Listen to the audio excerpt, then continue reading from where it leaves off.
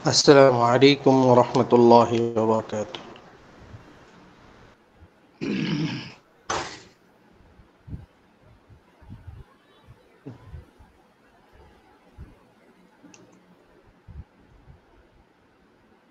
بسم الله الرحمن الرحيم.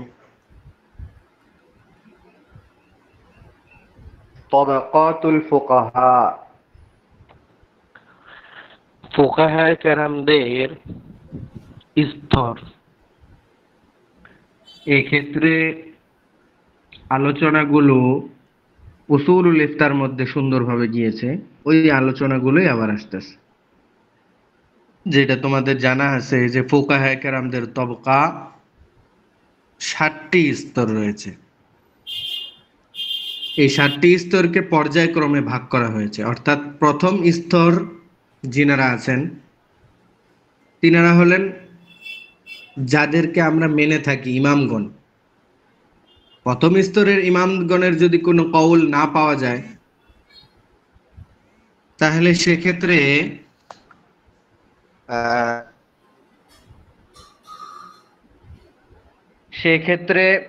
তৃতীয় স্তরের যিনারা রয়েছেন তাদের কওল নেওয়া হবে। এরকম আর কি ভাবে স্তরগুলো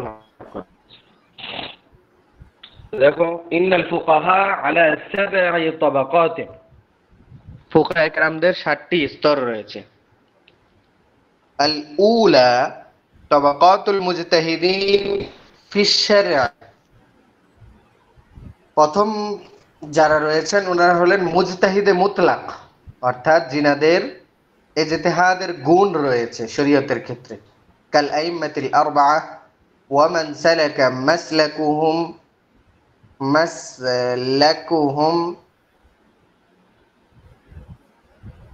ওয়া মান সালাকা মাসলাকাহুম ফি তাসিসি কওয়াইদিল উসুল। প্রথম পর্যায়ে রয়েছেন 4 ইমাম এবং যিনারা শরীয়তের মধ্যে ইজতিহাদ করেন, অর্থাৎ যারা উসুলে ফিকহের কাওয়ায়েদের ভিত্তি রেখেছেন, উসুলে ফিকহের কাওয়ায়েদের ভিত্তি রেখেছেন। ওয়া ইসতিনবাতি আহকামিল ফুরু' আনিল আদিল্লাতিল আরবাআহ মিন গায়রি তাকলিদিন লিআহাদিন লা ফিল ফুরু' ওয়ালা ফিল উসুল। এবং উসুল ও ফুরুর মধ্যে কারো তাকলিদ করা ব্যতীত দলিল, কুরআন, হাদিস, ইজমা, কিয়াস দ্বারা ফুরুই বিধিবিধান ইস্তেমবাদ করেছেন যারা, অর্থাৎ 4 ইমাম এবং 4 ইমামের সংশ্লিষ্ট যে সমস্ত ইমাম রয়েছেন তারা এখানে অন্তর্ভুক্ত। তারা কারো তাকলিদ করেননি। আনিল আদিল্লাতিল আরবাআহ, 4 দলিল থেকে, 4 মানে কুরআন, হাদিস, ইজমা, কিয়াস থেকে তারা মাসালা ইস্তেমবাদ করেছেন কারো হেল্প নেওয়া ছাড়া, কারো সহযোগিতা নেওয়া ছাড়া। ইনারা প্রথম পর্যায়ে রয়েছেন। আসানিয়া তাবাকাতুল মুজতাহিদিন ফিল মাযহাব। দ্বিতীয় পর্যায়ে যারা রয়েছেন তারা হলেন মুজতাহিদ ফিল মাযহাব, যারা মাযহাব অনুযায়ী কাজ করে গিয়েছেন। ইমাম আবু হানিফা রাহমাতুল্লাহ আলাইহি তো মুজতাহিদে মুতলাক, উনি নিজের মাযহাবেরও কাজ করেছেন, অন্য মাযহাবেরও কি করেছেন, কাজ করে গিয়েছেন। শাফি মাযহাবেরও অনেক দলিলের ক্ষেত্রে ইমাম আবু হানিফাকে কি করা হয়, দলিল দাঁড় করানো হয়, দলিলকে দাঁড় করানো হয়। হ্যাঁ, তো দ্বিতীয় পর্যায়ে যারা মাযহাব নিয়ে কাজ করেছেন, অর্থাৎ এই 4 ইমামের শাগরেদগণ দ্বিতীয় পর্যায়ের অন্তর্ভুক্ত। কাআবি ইউসুফ ওয়া মুহাম্মদ ওয়া সাইরি আসহাবি আবি হানিফা আল কাদিরিন আলা ইস্তিখরাজিল আহকাম মিনাল আদিল্লাতি আলা মুক্তাদিল কওয়াইদিল্লাতি ক্বাররাহা উস্তাযুহুম আবু হানিফা ফিল আহকাম وإن خالفوه في بعض الأحكام الفروع لكن يقلدونه في قواعد الأصول। বলতেছে যে যারা সক্ষম, আল-কাদিরিন, যারা সক্ষম আলা ইস্তিখরাজিল আহকাম, হুকুম বের করতে সক্ষম, মিনাল আদিল্লা, চার দলিল থেকে আলা মুক্তাজাল কাওয়াইদ, কাওয়াইদ অনুযায়ী, যে কাওয়াইদ গুলো তাদের ওস্তাদ হুকুমের ক্ষেত্রে বানিয়ে গিয়েছেন, কর্ররহা,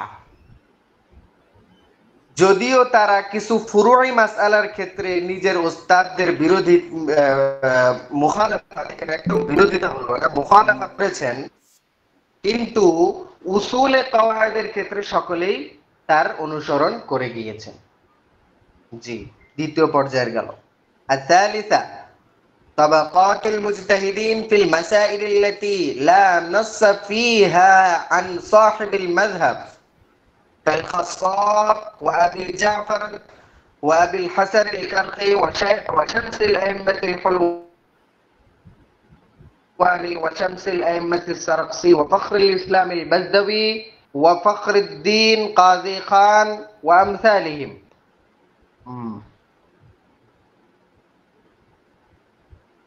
তৃতীয় নাম্বার স্তরে রাখা হলো ওই সমস্ত মুসান্নিফিন মুআল্লিফিনদেরকে যারা বিভিন্ন সময়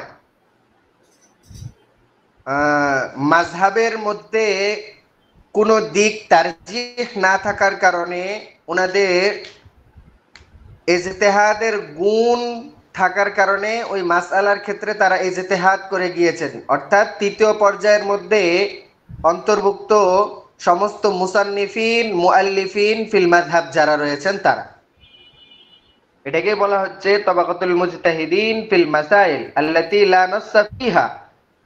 যেমন মাসআলার ক্ষেত্রে তারা ইজতিহাদ করতে পারে, যেই মাসআলার ক্ষেত্রে কোন ধরনের নস সাহেবে মাযহাব থেকে নেই, স্পষ্ট কোনো কথা ওই মাসআলার মধ্যে নেই, যেমন ইমাম খাসসাব, ইমাম আবু জাফর, ইমাম তাহাবি, এরকম অনেকে, ইনারাও ইমাম, তবে মুআল্লিফিন, ইনারা কি মুআল্লিফিন মুসান্নিফিন।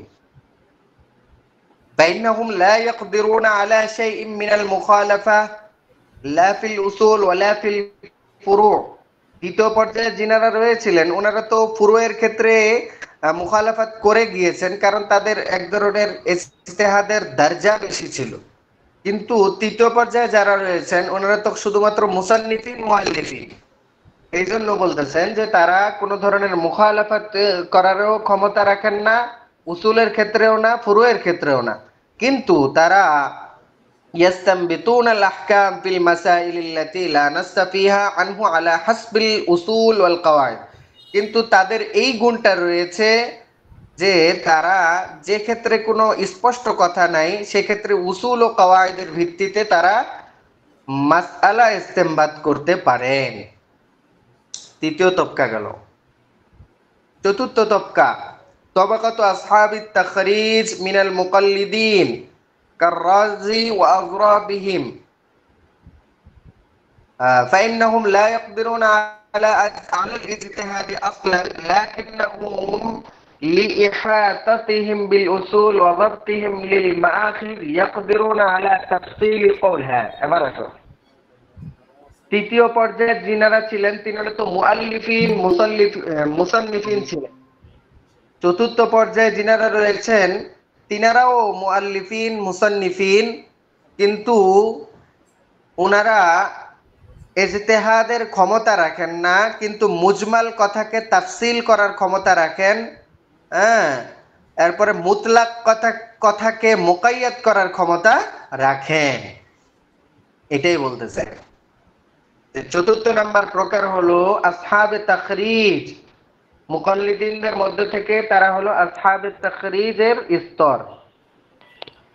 তারা হলো ইমাম রাজি এবং তার অনুকূল যারা রয়েছেন, তারা ইজতিহাদের ক্ষমতা রাখেন না বাস্তবগতভাবে, কিন্তু উসুল জানার থাকার কারণে এবং ওয়াদাবতিহিম লিল মাআখিজ এবং উসুলের হিফজ থাকার কারণে ইয়াকদিরুনা আলা তাফসিল কওলিন মুজমালিন যি ওয়াজহাইন, একটা কওলে মুজমালের তাফসিল করার ক্ষমতা রাখেন, যে কওলে মুজমাল দুই দিকের তাফসিল হওয়ার সম্ভাবনা ছিল, এমন দুই দিকওয়ালা মুজমাল কওলের তাফসিলের ক্ষমতা রাখেন। ওয়া হুকমিন মুবহামিন মুহতামিলিন লিআমরাইন, এবং এমন হুকুমের তাফসীর করার ক্ষমতা রাখেন, এমন হুকমে মুবহামের অস্পষ্ট হুকুমের তাফসীর করার ক্ষমতা রাখেন যেগুলো দুই বিষয়ের সম্ভাবনা রাখে। মানকুলিন আন সাহিবিল মাযহাবি আও আহাদিন মিন আসহাবিহি বিরাইহিম ওয়া নাযরিহিম ফিল উসুল ওয়াল মুকায়াসাতি আলা আমসালিহি ওয়া নাযাইরিহি মিনাল ফুরু। বলতেছে এই ক্ষমতাটা তারা কি নিজের থেকে বানাচ্ছে? না, তিনি বর্ণনা করতেছেন মানকুল আন সাহিবিল মাযহাব, সাহাবে মাযহাবের থেকেই তিনি বর্ণনাকারী হবেন, অথবা তাদের কওলের আও আহাদিম মিন আসহাবিহি বিরাইহিম, তাদের সকলের কওলের কারো কওলের অনুকূলে তিনি কথা বলবেন। ওয়া নাযরিহিম ফিল উসুল, এবং তিনি উসুলের ভিত্তিতেই তিনি তাদের কথাগুলোর নজর করবেন, নজর বলতে তাদের কথাগুলো তাফসীর করবেন। ওয়াল মুকায়াসা আলা আমসালিহি, এবং এই মুবহাম হুকুমগুলোকে তিনি তার নাজায়ের দ্বারা কিয়াস করবেন। ওয়া নাজাইরিহি, মুকায়াসা ওয়া নাজায়ের একই অর্থ। মিনাল ফুরু, ফুরুয়ের মাসআলা থেকে কিয়াস করবেন, এবং ফুরুয়ের মাসআলার যে সমপর্যায়ের যে মাসআলা রয়েছে এগুলোর থেকেই তিনি কিয়াস করে মাসআলাটাকে বলবেন। ওয়ামা ওয়াকা ফি বাযিল মাওয়াযি'i মিনাল হিদায়াতি মিন কওলিহি কাযা ফি তাখরিজিল কারখি ওয়া তাখরিজির রাযি মিন হাযাল কবিল। এবং বলতেছে যে হেদায়ার কিছু কিছু জায়গায় এরকম এই চতুর্থ পর্যায়ের কওলের বর্ণনা এসেছে। কিভাবে? এইভাবে যে কাযাফি তাখরিজি কারখি, যে এমনটাই কারখি রহমাতুল্লাহ আলাইহি বের করেছেন এই মাসালার ক্ষেত্রে, ওয়া তাখরিজির রাজি মিন হাযাল কবিল।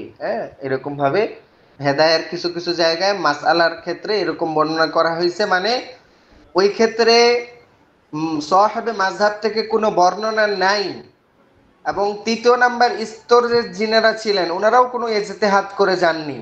অতএব চতুর্থ পর্যায়ের যিনারা ছিলেন ওনারা ওর সমপর্যায়ের মাসালা দেখে এই মাসালার কি করে দিয়েছেন? ব্যাখ্যা করে দিয়েছেন।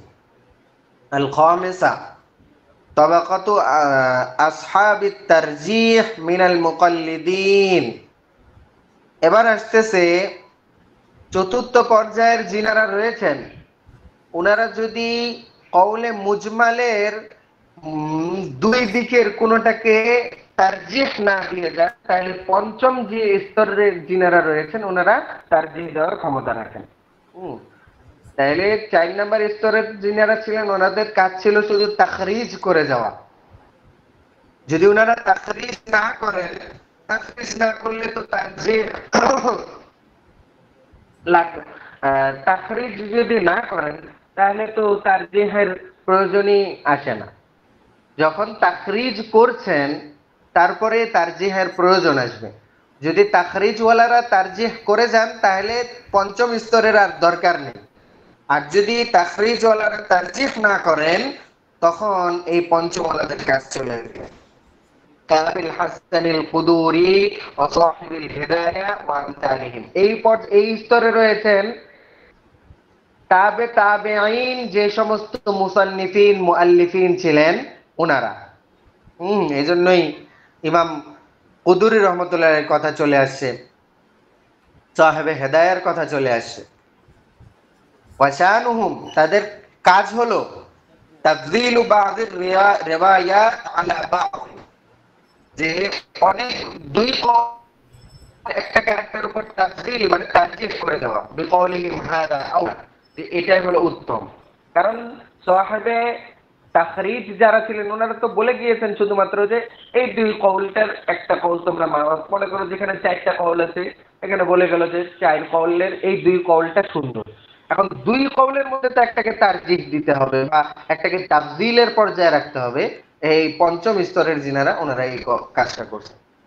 وهذا أصح رواية وهذا أوضح وهذا أوفق للقياس وهذا أرفق للناس এটাই মানুষের জন্য সহজ এরকম বর্ণনা পঞ্চম স্তরের যারা ছিলেন ওনারা দিয়ে গেছেন والسادسة طبقة المقلدين القادرين على التمييز بين الأقوى والقوي والضعيف وظاهر الرواية وظاهر المذهب والرواية النادرة كأصحاب المتون المعتبرة مثل صاحب الجد وصاحبه এখন আসতেছে ষষ্ঠ নাম্বার স্তরে এই স্তরটা এমন এই স্তরের মধ্যে সমস্ত মুসান্নিফিন মুআল্লিফিন চাই মুজতাহিদ হোক গায়র মুজতাহিদ হোক সকলে এর মধ্যে শামিল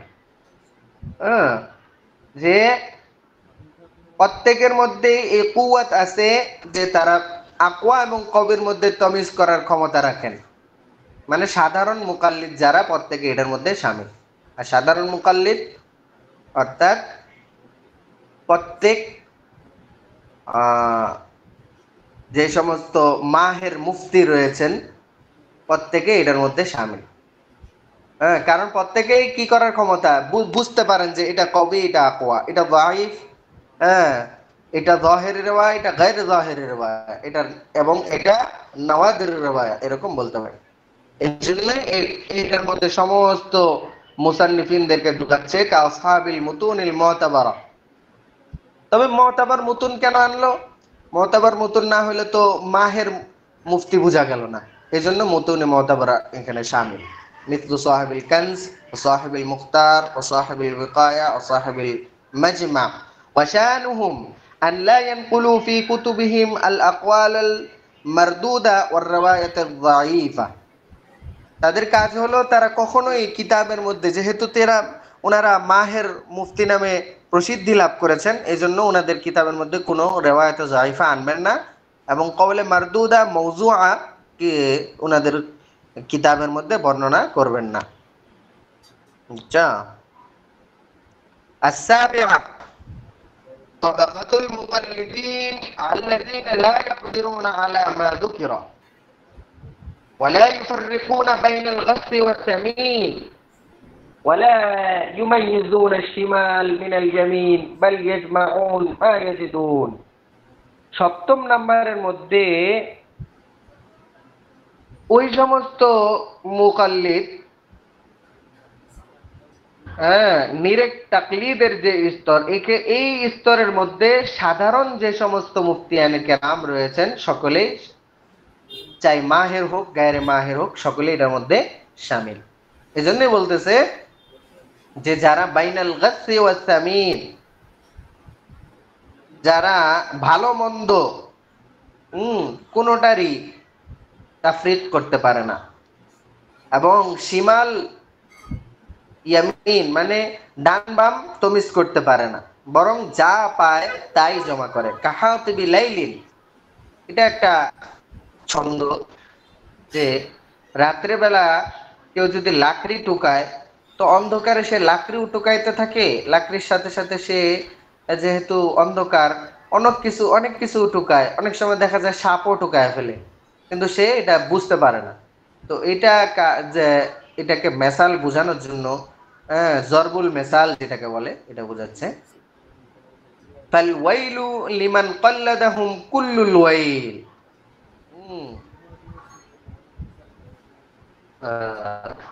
তাহলে যারা তাদের অনুসরণ করবে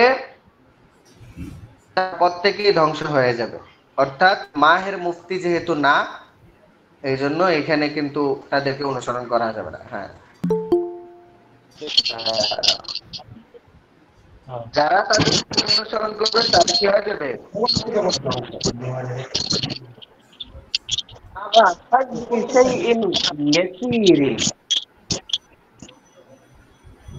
ইবনে কামাল পাশার ভাষ্যপূর্ণ হলো মাঝে কিছু এবারত ছেড়ে দেওয়া হয়েছে আর এ প্রসঙ্গে অতিরিক্ত আলোচনা সামনে আসছে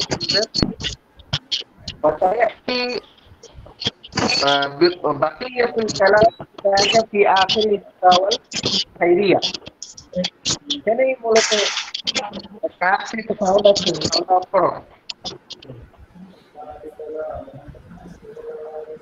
বলতেছে এ ব্যাপারে আরো সুন্দর আলোচনা ফাতা খাইরিয়ার মধ্যে দেখতে আসবে।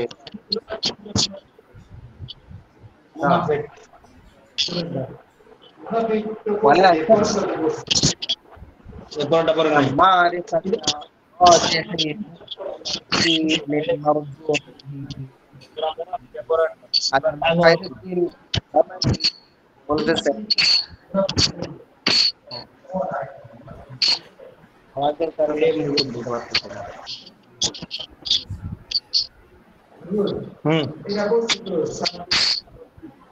Sabih Ismaila, Sabah Halillah, Sabah Halillah Imam Samawati wal Ardi.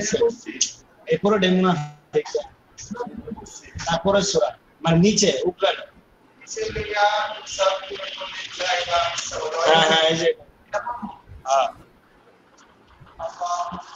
और একটা আমি বলছি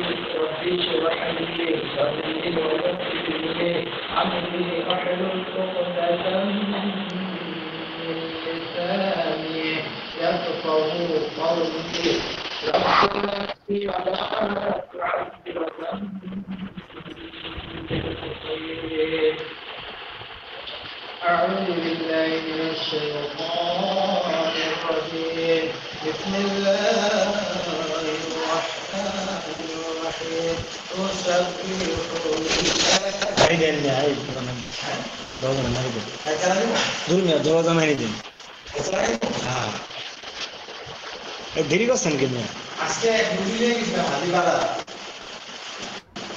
আছে ডক্টর আগে ডক্টর আগে কেনে alhamdulillah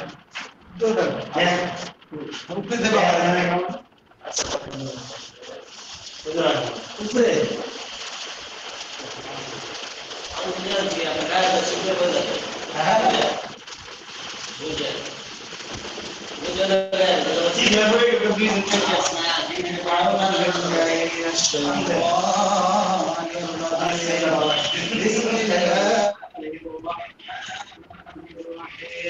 يسبح لله ما في السماوات وما في الأرض له الملك وله الحمد وهو على كل شيء قدير والذي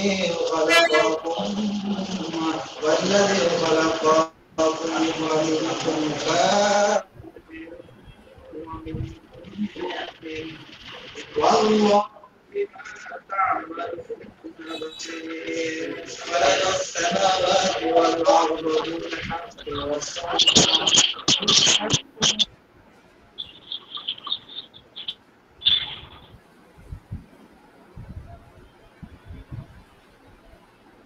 জি আমি চুপ ছিলাম হলো কার জানি আওয়াজ আসতেছিল দেখো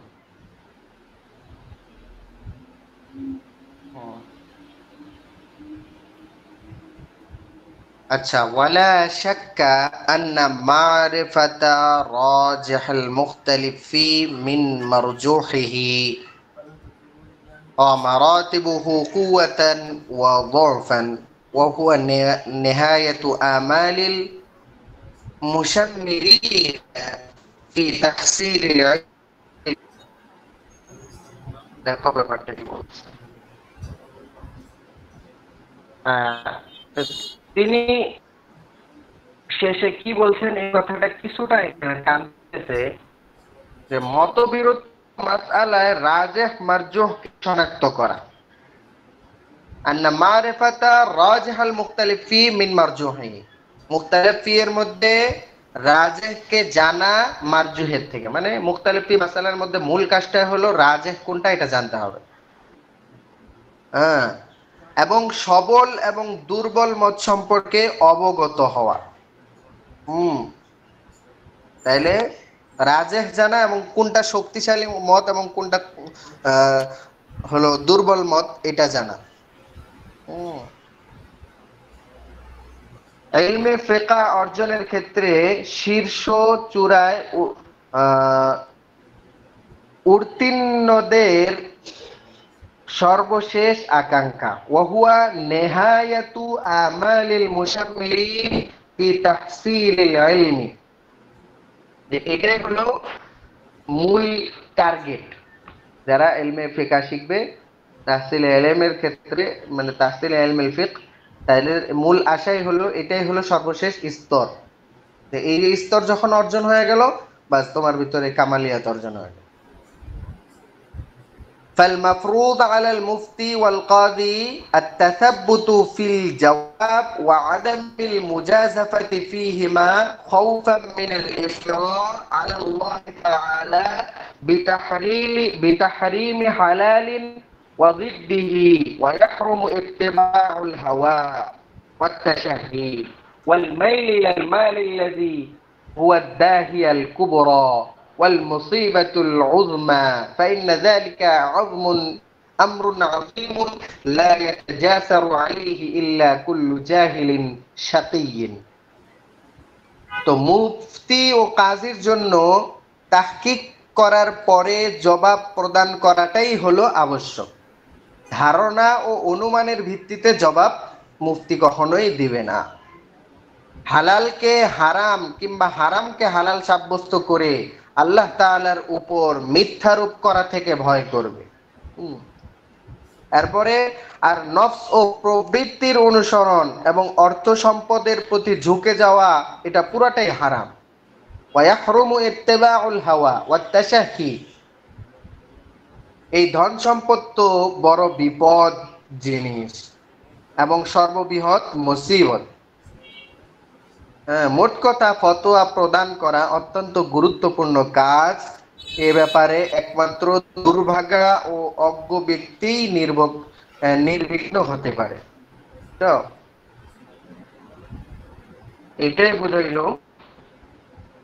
তারপরে দেখো বাহসুল কুতুব গায়রুল মুহাররারা, অনির্বাচিত কিতাব সমূহের আলোচনা। এখানে যে আলোচনাটা করতেছে যে এমন কিতাব দেখে মাসআলা বর্ণনা করবে না যেই কিতাবটা অপ্রসিদ্ধ, এবং এমন কিতাব দেখে মাসআলা মুফতির জন্য জায়েজ নেই যেই কিতাব থেকে ব্যাপারটা স্পষ্টভাবে বুঝে আসে না। এখানে কিছু সামনে তোমাদের ফতোয়ার ক্ষেত্রে কি কি বিষয় জরুরি, কিছু জরুরি বিষয় টানতেছে, বুঝছো? এটাই বলতেছে। দেখো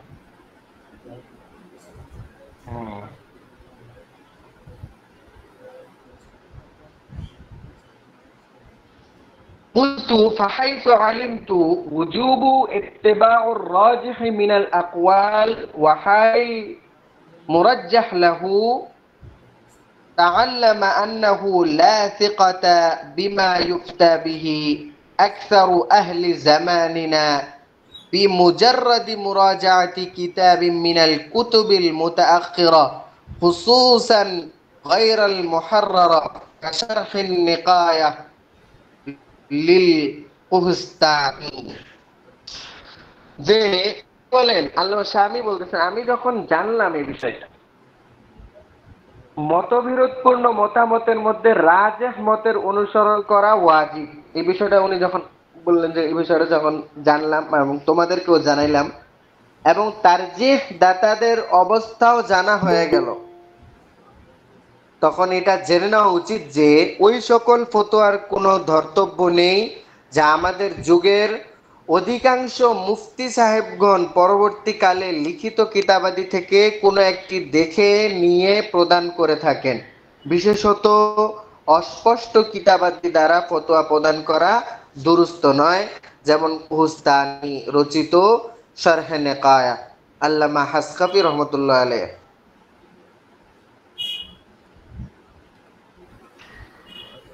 ও আচ্ছা, ওয়াদ-দুররুল মুখতার ওয়াল আশবাহিন নাযার, কারণ বলতেছে এবং দুররে মুখতার এবং আশবাহিন নাযার, তাহলে কি এগুলোর থেকে মাসালা নেওয়া যাবে না? না, এগুলোর মধ্যে কিছু মুতাকাদ্দিমিনদের কওল রয়েছে, সেগুলো না নেওয়ার কথা বলতেছেন, ঠিক আছে? সব মাসালা না।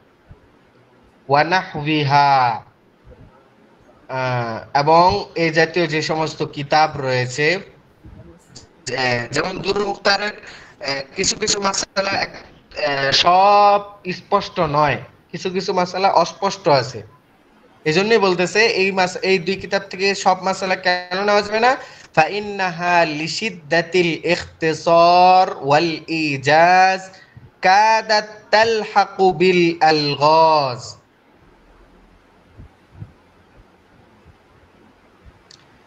কারণ এটা খুব সংক্ষিপ্ত হওয়ার কারণে, ইখতিসার ইজাজ,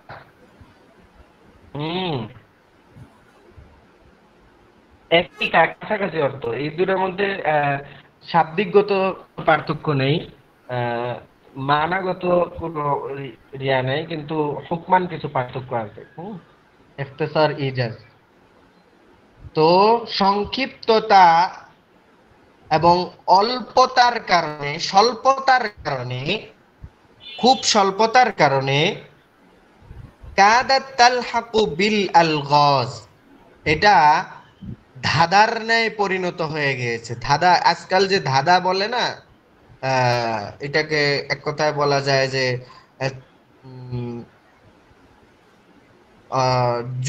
যুগের সাথে মানুষ কিছু কথা বলে, ছন্দের ন্যায় পরিণত হয়ে গিয়েছে, যেগুলো বোঝা যায় না, অস্পষ্ট। কাদাত তালহাকু বিল আলগাজ, ধাঁধার ন্যায় পরিণত হয়েছে। মা মাশতামালাত আলাইহি মিনাস সাকতি ফিন নাকলি ফি মাওয়াদি'a কাসীরা ওয়া তারজীহ মা হুয়া খিলাফুর রাজিহ বাল তারজীহ মা হুয়া মাযহাবুল গায়র মিম্মা লাম ইয়াকুল বিহি আহাদুম মিন আহলিল মাযহাব।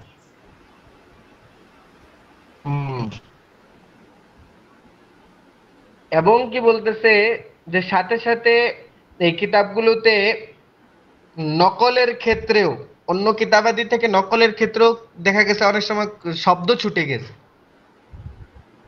এমন ভাবে শব্দটা ছুটছে যেই শব্দটার দ্বারাই ওই কওলটা রাজেহ হয়েছে, বুঝছো? আরবির তো ব্যাপারটাই এরকম, এটা বলতেছে মা মাশতামালাত আলাইহি মিনাস সাকতি ফিন নাকলি, নকলের ক্ষেত্রে ছুটে যাওয়ার কারণে সাথে সাথে এটাকে গ্রহণ করা হয় না। কেন? এটা কোনটার সাথে মোতাল্লিক হচ্ছে? ফাইন্নাহা লিশিদ্দাতিল ইখতিসার, এই যে এটার সাথে, এটার সাথে যাচ্ছে, বুঝছো? সাথে সাথে এটা সম্বলিত ছুটে যাওয়া ইবারত বলতেছে যে এখানে কিছু ইবারত ছুটে যাওয়ার সাথে কিতাবটি সংরক্ষিত হয়েছে নকলের ক্ষেত্রে ফি মাওয়াদি'ইন কাসীরা, অনেক জায়গায়, ওয়া তারজীহ মা হুয়া খিলাফুর রাজিহ, এবং কিছু কিছু ক্ষেত্রে কি করা হয়েছে,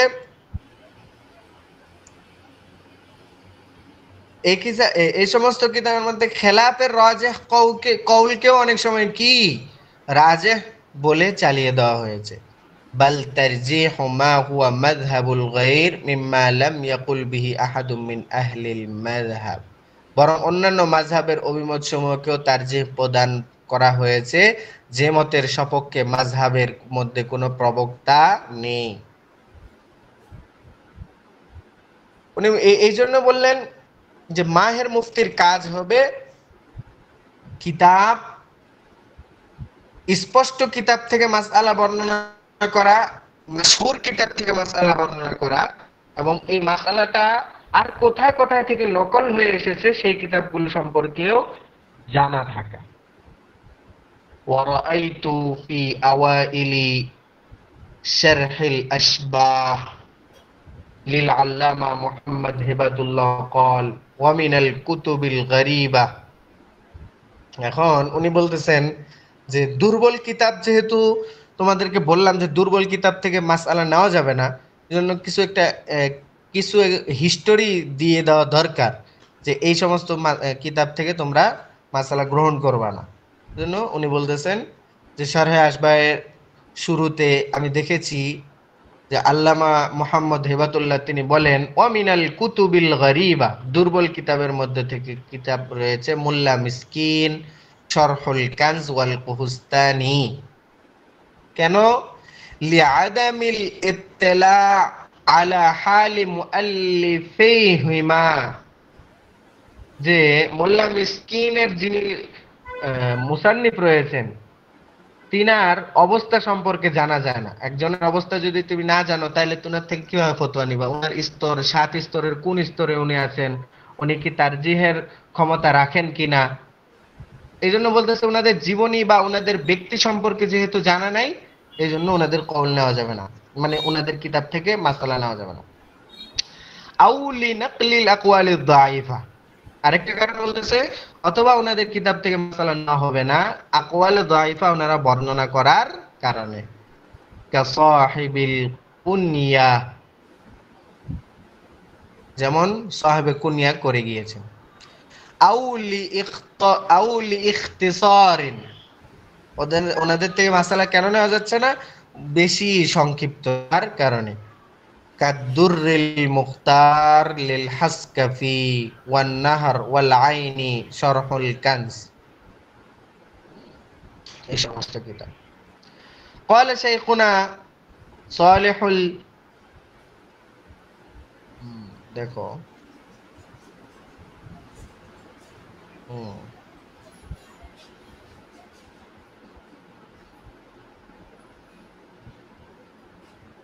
قال شيخنا صالح الجينيني أنه لا يجوز الإفتاء من هذه الكتب إلا إذا علم المنقول عنه।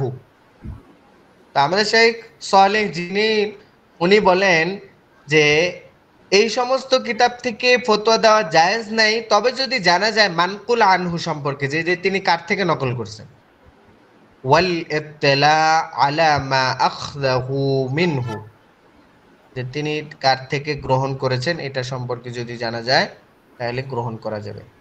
হাকাযা সামি'তুহু মিনহু ওয়া হুয়া আল্লামাতুন ফিল ফিকহি মাশহুরাতুন ওয়াল উহদাতু আলাইহি।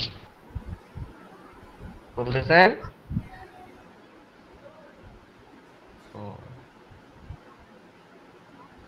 যে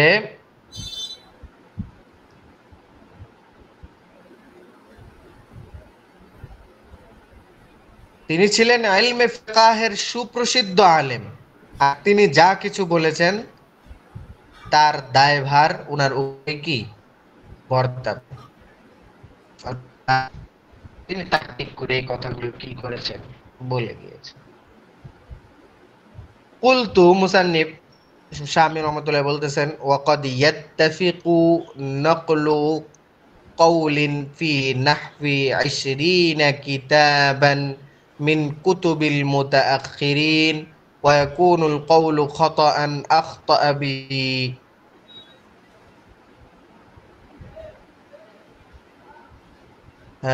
কখন উনি বলতেছেন যে কখনো এমন হয় যে মুতাআখিরিনদের কিতাব সমূহের মধ্যে 20 কিতাব পর্যন্ত একটি ভুল বিষয় নকল হয়ে চলে আসে।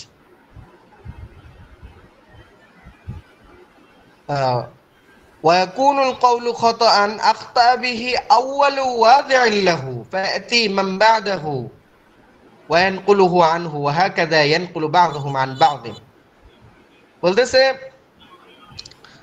যে যদি তুমি গরীব কিতাব ঘাটতে যাও তো তুমি গরীব কিতাব একটা থেকে আরেকটা তাসালসুল দৌর লাজম আসবে।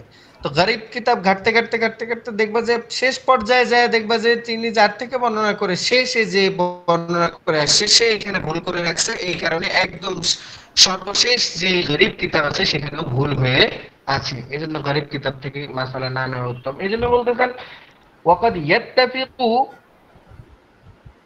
যে কখনো এমনটা হতে পারে যে 20 কিতাব পর্যন্ত মুতাআখিরিনদের কিতাবের মধ্যে ভুল রয়ে গেছে, আর এই ভুলটা প্রথম জন থেকে হয়ে আসছে, আর প্রথম জনই নকল করার ক্ষেত্রে ভুল করে আসছে, এরপরে পাই টু পাই ভুল বর্ণনা হয়েছে। কামা ওয়াকা যালিকা ফি বাযি মাসাইল মা ইয়াসিহু তা'লিকুহু ওয়া মা লা ইয়াসিহু কামা নাব্বাহা আলা যালিকা আল-আল্লামা ইবনু নুজাইম ফিল বাহরির রায়িক ওয়া মান যালিকা মাসআলাতুল ইস্তিজার আলা তিলাওয়াতিল কুরআনিল মুজাররাদা ফাকাদ ওয়াকা লিসাহিবি সিরাজিল ওয়াহাজ ওয়াল জাওহারা শারহুল কুদুরি أنه قال إن المفتي به صحة الاستئجار وقد انقلب عليه الأمر فإن مفتي به صحة الاستئجار على تعليم القرآن لا على تلاوته. তো এখানে একটা উদাহরণস্বরূপ একটা মিসাল টানতেছে যে 20 মানে প্রথম জন ভুল করার কারণে এরকম ভুল হয়ে আসছে, এরকম মাসালা টানতেছে। মাসালাতুল ইস্তিজার আলা তিলাওয়াতিল কুরআন, তেলাওয়াতে কুরআনের উপর টাকা পয়সা নেওয়া এটা জায়েজ আছে কিনা, এইটার ব্যাপারে মাসালা প্রথম জনের ভুলের কারণে এই যে ভুল হয়ে চলে আসছে।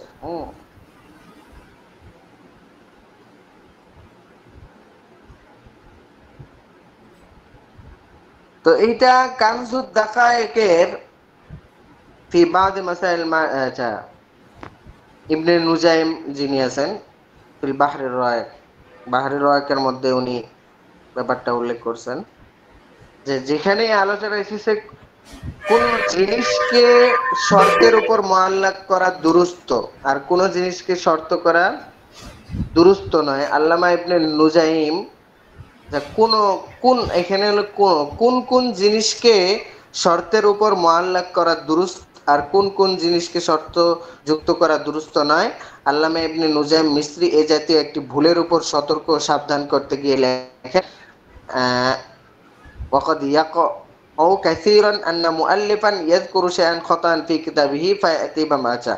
কখনো এমন ঘটে থাকে যে এক গ্রন্থকার ভুলে কোনো বিষয় স্বীয় গ্রন্থে উল্লেখ করে দেন, অতঃপর পরবর্তী ওলামাগণ উক্ত ইবারতকে হুবহু উদ্ধৃত করে মানে বর্ণনা করেন, তাতে কোনো সংশোধনীও আনেন না এবং উক্ত ভুলের উপর সতর্কও করেন না।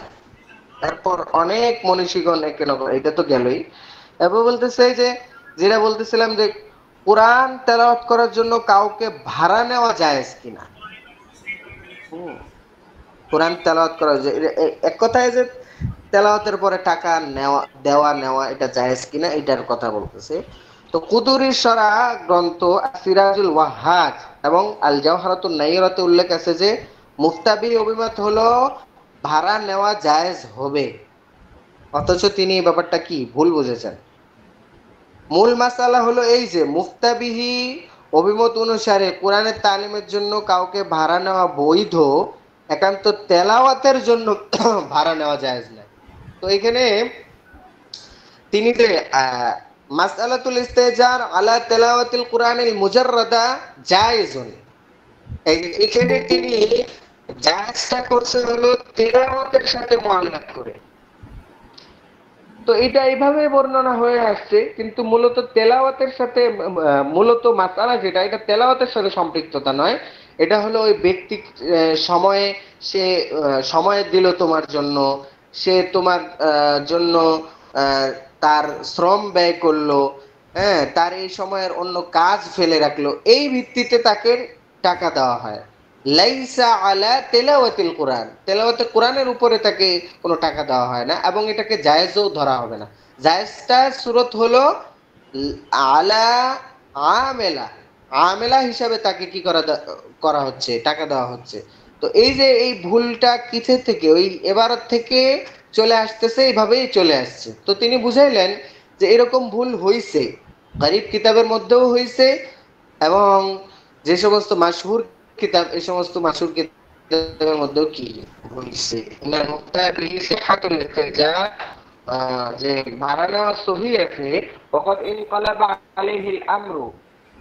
তো এরপর বিষয়টা উল্টা হয়েছে, উল্টা কি ফাইনাল মুফতাবিহি সিহহাতুল ইস্তিজার আলা তালিমিল কুরআন লা আলা তিলাওয়াতিহি, তালিমে কোরআন, কোরআন তেলাওয়াত করতেছে, কোরআন শিখাচ্ছে বা শিখতেছে এই কারণে, মানে সে শ্রম ব্যয় করতেছে এই কারণে, লা আলা তেলাওয়াতিহি, তেলাওয়াতের উপরে কোনো কি নাই, এখানে টাকা দেওয়া হচ্ছে না বা এখানে তাকে ভাড়া নেওয়া হচ্ছে না, কিন্তু এই কিতাব নকল এভাবে হয়ে আসছে আর এটাকে দুরুস্ত মনে করা হচ্ছে।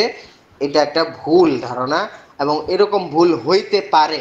এই জন্যই মূল কি বোঝানোর টার্গেট, মূল বোঝানোর টার্গেটটা হলো যে যেই মাসালায় যেখান থেকে তুমি নকল করতেছো এটার মূল দেখা, এটার মানকুল আনহু দেখা, নাকেল দেখা, সবকিছু দেখা এবং কিতাব সম্পর্কে ধারণা নেওয়া। বুঝছো? এটাই বোঝানোর উদ্দেশ্য যে একটা প্রসিদ্ধ কিতাবের মধ্যেও ভুল এবারত বর্ণিত হয়, একেবারে লাগাতার ভাবে চলে আসতে পারে, এটাই বুঝাইল। ثم إن أكثر المصنفين الذين جاءوا بعده تابعوه على ذلك ونقلوه وهو خطأ كالصريح। বলতেছে অধিকাংশ মুসান্নিফিন যারা তারপরে রয়েছেন এনারা এইভাবেই ব্যাপারটাকে বর্ণনা করে আসছেন যে ইস্তেজার আলা তেলাওয়াতিল কোরআন জায়েজুন بل كثير من وهو صريح وهو خطأ صريح بل كثير منهم قالوا إن الفتوى على صحة الاستئجار على الطاعات ويطلقون العبارة ويقولون أنه مذهب المتأخرين وبعضهم يفرع على ذلك صحة الاستئجار على الحج وهذا كله خطأ أصرح من الخطأ الأول। বলতেছে যে প্রথমটা তো তাও এবারত লাগায় টাকায় ঠিক করা যায়, তো এইটার সাথে অনেকে আরো কিয়াস করে ফেলছে, কিয়াস করে মাসালা বলে ফেলছে যে হজ করার জন্য কাউকে কি করা, ভাড়া নেওয়া জায়েজ আছে, মানে হজ করে দিবে এই জন্য তাকে হবে, হ্যাঁ বদলি হলে জন্য তো তাকে কি দেওয়া টাকা দেওয়া হয় না, বরং এখানে এটা বলা হচ্ছে যে তুমি তার হজও করে দিবা এবং বিনিময়ে তোমাকে টাকাও দেওয়া হবে। বলেছে এটা তো একেবারে খতয়ে কাসির, বরং খতয়ে সরি, সবচেয়ে বড় ক্ষত। আগেরটা তো তাও ঠিক করা গেছে কোনো দিক থেকে, কিন্তু এটা তো ঠিকের সুরতেই নেই। তো এটা কেন হয়েছে যে আগের ইবারতের ভুলের কারণে ওটার উপর কিয়াস করে এই আরো একটা ভুল অনেকেরই অনেক দাঁড় করে ফেলছেন, যেটা জঘন্যতম অপরাধ হয়ে দাঁড়াইছে। فقد اتفقت النقول عن الثلاثة أنه الاستئجار على الطاعات باطل، لكن جاء من بعدهم من المجتهدين الذين هم أهل الترجيح والتخريج والترجيح فأبطوا بصحته على تعليم القرآن للضرورة। বলতেছে যে আমাদের আইমায়ে সালাফের থেকে তো বর্ণিত হয়ে আসছে যে ইবাদতের উপরে কাউকে ভাড়া নেওয়াই জায়েজ নয়, বাতিল, মানে মুতাকাদ্দিমিনদের থেকে। কিন্তু পরবর্তী মুজতাহিদিন যারা রয়েছেন তারা বলছেন যে ইবাদত যেটা রয়েছে কিছু কিছু ইবাদতের ক্ষেত্রে জায়েজ আছে, যে সমস্ত ইবাদত লিওয়াজহিল্লাহ পুরাটা নয়, হ্যাঁ, যেমন হজ এটা লিওয়াজহিল্লাহ পুরাটাই আল্লাহর জন্য, নামাজ এটা পুরাটাই আল্লাহর জন্য, হ্যাঁ, আর তোমার কি আছে রোজা পুরাটাই আল্লাহর জন্য, এগুলোর ক্ষেত্রে কাউকে ভাড়া নেওয়া যাবে না। কিন্তু যে সমস্ত জিনিস মানুষ এবং আল্লাহর সমন্বয়ে, সেক্ষেত্রে এটাকে অন্য দিক থেকে ঠিক করা যায়। এই জন্যই মুতাআখিরিনরা এই কলটাকে সাবেত করছে লিযরুরতি। এটাই বলতেছে ফাআবতাউ বিসিহহাতিহি আলা তা'লিমিল কুরআন লিযরুরতি ফাইন্নাহু কানা লিল মুআল্লিমিনা ইতায়ান মিন বাইতিল মাল ওয়ানকাতাআত ফালাউ লাম ইয়াসিহুল ইস্তিজার ওয়া আখাযাল উজরা লাদাআল কুরআন ওয়া ফীহি যিয়াউদ্দিন।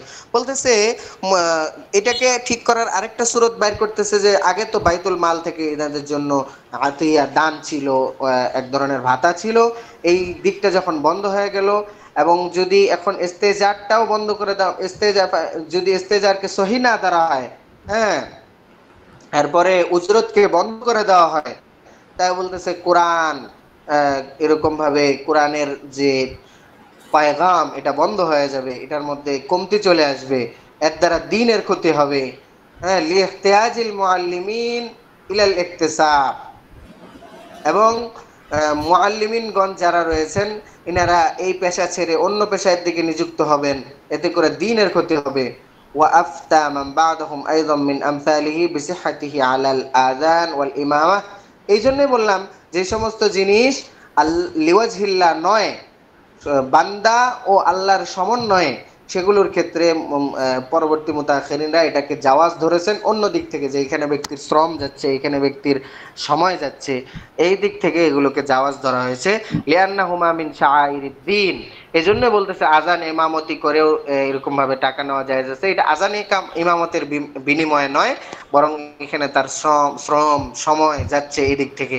হ্যাঁ, কারণ এগুলো দ্বীনের শাআইর। আসাহহু আল ইস্তিজার আলাইহিমা লিদ-দারুরাতি আইযান। জি, সুতরাং তারা, হ্যাঁ জি জি জি বলেন। বলেন, বুঝায় কই? আচ্ছা দেখো, ফাসাহহু আল ইস্তিজার আলাইহিমা লিদ-দারুরাতি আইযান। সুতরাং তারা ইস্তেজারটাকে সহি ধরেছেন, ইস্তেজার আলা তালিমিল কোরআন, হ্যাঁ এটাকে সহি ধরেছেন জরুরতের কারণে। ফাহাদা মা আফতা বিহিল মুতাআখিরুন আন আবি হানিফা ওয়া আসহাবিহি লিইলমিহিম বিআন্না আবা হানিফা ওয়া আসহাবাহু লাউ কানু ফি আসরিহিম লাকালু বিযালিকা। বলতেছে যদি আবু হানিফা এবং তার শাগরেদরা এই যুগে জানতেন থাকতেন এবং তারা যদি বাইতুল মালের এই সমস্ত আতিয়া বন্ধ হওয়া দেখতেন, তাহলে তারাও এই ব্যাপারেই ফতোয়া দিতেন। ওয়ারাজাউ আন কওলিহিমিল আউয়াল, এবং তারা প্রথম কওল থেকে রুজু করতেন। ওয়াকাদ আতবাকাতিল মুতুন ওয়াশ-শুরু ওয়াল ফাতাওয়ি আলা নাকলিহিম বুতলানুল ইস্তিজার আলা তাআতি ইল্লা ফিমা যুকিরা ওয়া আল্লালু যালিকা বিয-যারুরা। হ্যাঁ, বলতেছে যে তারা যে বুতলানের কথাটা বলেছেন, এটাকে তারা কয়েদ, আগে যে এরকম মুতলাক বলেছিলেন এর কয়েদ যুক্ত করতেন, এবং তারা এই যে আল্লালু যালিকা বিয-যারুরা, জরুরতের জন্য, ওয়াহিয়া খাউফু যিয়া'দ-দ্বীন ওয়া সাররাহু বিযালিকা আত-তা'লিল। ফাকাইফা ইয়াসিহু আন ইয়াকাল ইন্না মাযহাবুল মুতাআখিরিন সিহাতুল ইস্তিজার আলা তিলাওয়াত। তাহলে বলতেছে যে যেহেতু তারা এই জিনিসটাকে জায়েজই বলেন না, তাহলে কিভাবে মুতাআখিরিনদের এই কলটা সহি হইতে পারে যে সিহাতুল ইস্তিজার আলা তিলাওয়াতিল মুজাররাদা? এটা সহি ছিল না, এটাকে অন্য দিক থেকে সহি করা হয়েছে, কিন্তু অনেক কওলে মুতুনের মধ্যে এভাবেই বর্ণিত হয়ে আসছে, যেগুলোর দ্বারা তারা ফিতনা ফাসাদ তৈরি হচ্ছে। এই জন্য এটাই বুঝাইলো যে সমস্ত কিতাব থেকে মাসআলা নেওয়ার ক্ষেত্রে ব্যাপারটা আগে যাচাই বাছাই করে নিতে হবে। মা আদামি যরুরাতিল মাযকুরা ফাইন্নাহু লাউ মাকাতাহু লাম ইয়াস্তাজার আহাদান আলা যালিকা লাম ইয়াহসুল বিহি দারারুন বাল দারারু সারা ফিল ইস্তিজার আলাইহি। আচ্ছা, এই পর্যন্তই থাকুক ইনশাআল্লাহ। উস্তাদ জি একটা প্রশ্ন সওয়াল ছিল। জি বলেন। লিওজহিল্লার ব্যাপারে তাহলে কি ফতোয়া আসছে? লিওয়াজহিল্লাহ যে সমস্ত ব্যাপার রয়েছে, কারোর জন্য আপনি নামাজ পড়ে দিলেন, এই জন্য টাকা নেওয়া যাবে না, কারণ এটা স্রেফ আল্লাহর সাথে বান্দার তাআল্লুক। হ্যাঁ, কারোর জন্য আপনি রোজা রেখে দিলেন, এই জন্য টাকা নিলেন, কারোর জন্য আপনি হজ করতেছেন, এই জন্য টাকা নিলেন, এগুলো করা যাবে না, কারণ এখানে স্রেফ আল্লাহর সাথে এই হকটা সম্পৃক্ত। আর যে সমস্ত হক বান্দা ও আল্লাহর সমন্বয়ে সম্পৃক্ত, যে ক্ষেত্রে বান্দার পর অন্য বান্দারও ফায়দা রয়েছে। হ্যাঁ, যেমন কোরআন তেলাওয়াত করে দেওয়া, হ্যাঁ, তারপরে বাড়িতে গিয়ে দরুদ সালাম করে দোয়া করে দেওয়া, হ্যাঁ, এগুলোর মধ্যে বান্দা ও আল্লাহর সাথে সম্পৃক্ততা রয়েছে। এই জন্য এক্ষেত্রে মুতাআখিরিনরা বলতেছেন যে এক্ষেত্রে যেহেতু শ্রম এবং সময় ব্যয় হচ্ছে, এজন্য টাকা নেওয়া যায়। কিন্তু যেহেতু যে সমস্ত ক্ষেত্রে বান্দার সাথে আল্লাহর সম্পৃক্ততা, এক্ষেত্রে কোনো মুতাকাদ্দিমিনরা বলেন না, এটাই হলো মূল কথা। তাহলে হজের ব্যাপারে উস্তাদ জি ওই যে বদলি হজ করতে পারবে, হজ করাইতে পারবে, কিন্তু টাকা নিতে পারবে না নাকি? হ্যাঁ হ্যাঁ হ্যাঁ, বদলি আপনি একজনের কাছ থেকে বদলি হজ করতে পারবেন, কিন্তু এটার বিনিময়ে আপনি অতিরিক্ত কোনো টাকা খরচ করতে পারবেন না। মানে আমি কোনো মজুরি বা চাইতে পারবো না। এখান থেকে কিছু আনতে চান, হ্যাঁ, আপনার সব প্রয়োজনীয় কোনো জিনিস কিনতে চান, সব নিজের পকেট থেকে কিনতে হবে। জি ওস্তাদ জি, বুঝতে পারছি। জাযাকাল্লাহ। শুকরিয়া। ঠিক আছে, ইনশাল্লাহ।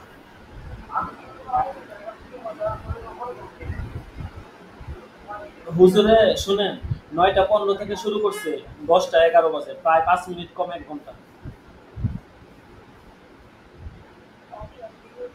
আচ্ছা আপনি খানা খান, খানা শেষ করেন, সমস্যা নেই, খানা খান, খানা শেষ করেন, খানা শেষ করেন 10টা, হ্যাঁ 5-4-5 মিনিট আমি একটু অপেক্ষা করে আছি, সমস্যা নেই।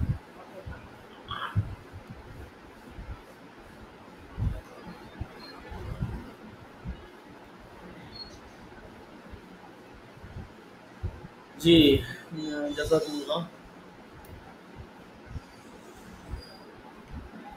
শরীহ উপদ্দের ক্লাস তো শেষ হয়ে গেছে। উসুল বহুসি খাজায়া ফিকহিয়াতুল মুআসারা এটা শুরু হবে। আমাদের আব্দুল্লাহ সাহেব হুজুর উনি ইনশাআল্লাহ কিছুক্ষণের মধ্যে চলে আসবেন। উনি একটু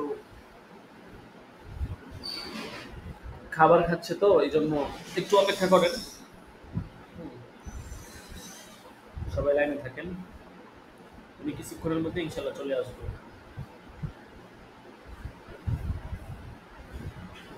আর আপনাদের যাদেরকে বলা হয়েছিল পরীক্ষা দেওয়ার জন্য, তারা একটু কষ্ট করে ক্লাস শেষ হওয়ার পরে, যেমন এখানে আমি যাদেরকে দেখতে পাচ্ছি, কে কে আছে এখানে, মাসুম বিল্লাহ আছেন ক্লাসে, এবং আরো যারা আছেন আর কি, যারা মৌখিক পরীক্ষা দিবেন, কোনো কারণে পরীক্ষা দিতে পারেন নাই, তারা ক্লাস শেষ হওয়ার পরে পরীক্ষা দিয়ে দিবেন।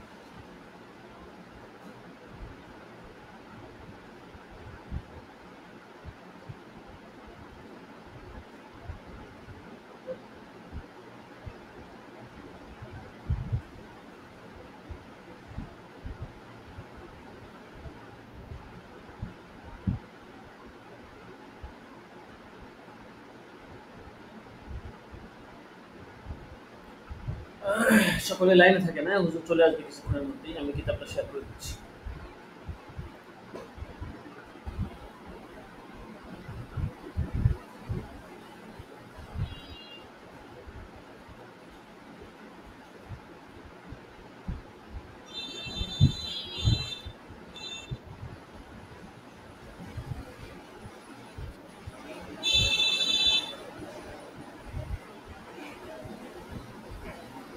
এই কিতাবটা অনেক বুঝার আছে, বুঝতে পারছেন? আপনারা যদি কোনো বিষয় না বুঝেন হুজুরকে নির্দ্বিধায় প্রশ্ন করবেন।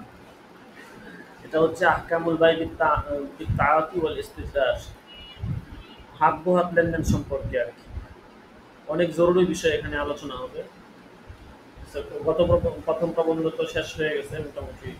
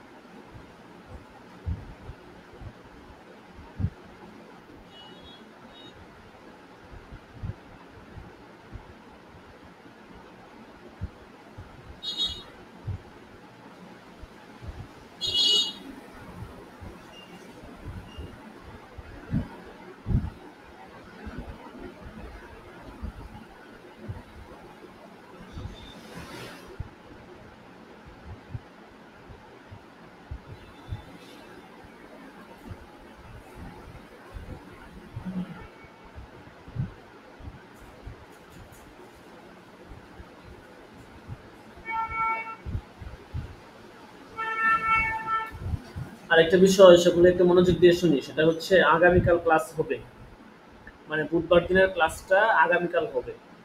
বুধবার দিন ক্লাস হবে না, আগামীকাল ক্লাস হবে। তো আমরা আগামীকালকে সকলেই আবার ক্লাসে চলে আসবো। বুধবার দিন ক্লাস হবে না, বৃহস্পতি শুক্রবার হবে না, আরেকবার শনিবার দিন হবে। তো আগামীকাল যেহেতু ক্লাস হবে এই জন্য আগামীকাল আমরা সকলেই সময়মতো চলে আসবো।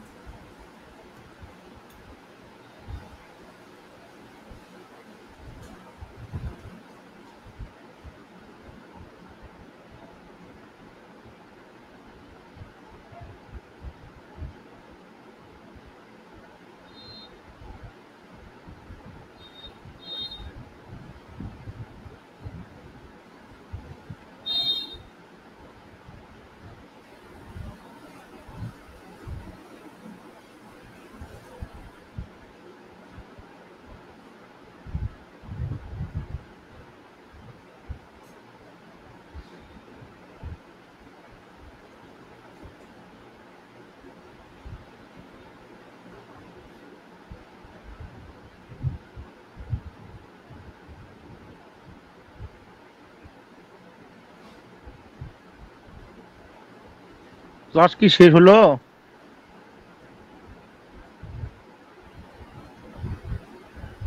উস্তাদ জি, ক্লাস কি শেষ হলো আজকে?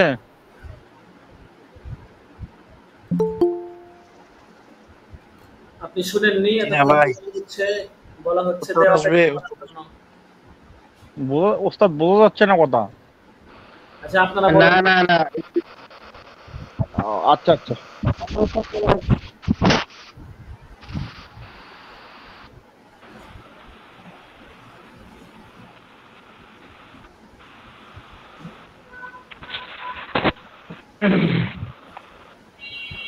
সোহেল সাহেব আছে?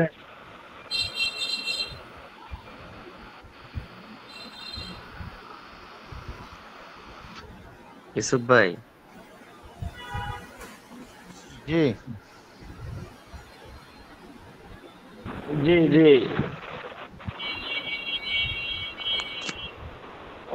আসার আগ পর্যন্ত আমরা কথা বলতে পারি। হ্যাঁ বলেন ভাই।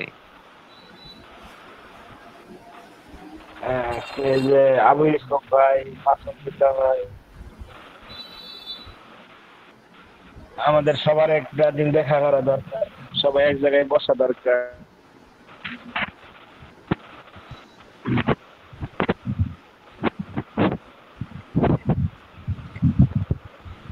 ব্যবস্থা করেন, একদিন আসেন দেখুন ভাই। একটা ব্যবস্থা করা দরকার, ওলামায়ে কেরামকে সঙ্গে নিয়ে সাথে ধীরে থাকলেন, একটা বুফে বা ট্যুরে যাওয়া দরকার। পরিচয় প্রয়োজন ছিল। একটা বুফে যাওয়া দরকার ঢাকার ভিতরে এই ওস্তাদদেরকে সঙ্গে করে। হ্যাঁ হ্যাঁ ওইটা আচ্ছা গান ওইটা ইউসুফ ভাই, হ্যাঁ বুঝতে তো বার হবে, এই অবস্থা হয় না, করতে পারলেন না।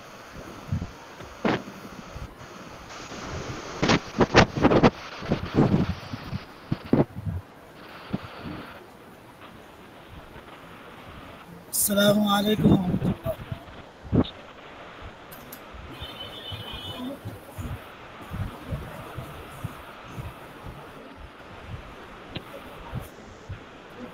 السلام عليكم ورحمة الله. ওয়ালাইকুম আসসালাম। ওয়ালাইকুম আসসালাম।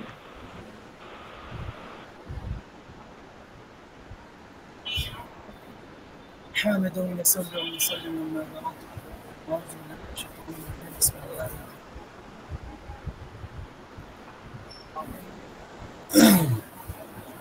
সকালে আশা করি আলহামদুলিল্লাহ ভালো আছেন।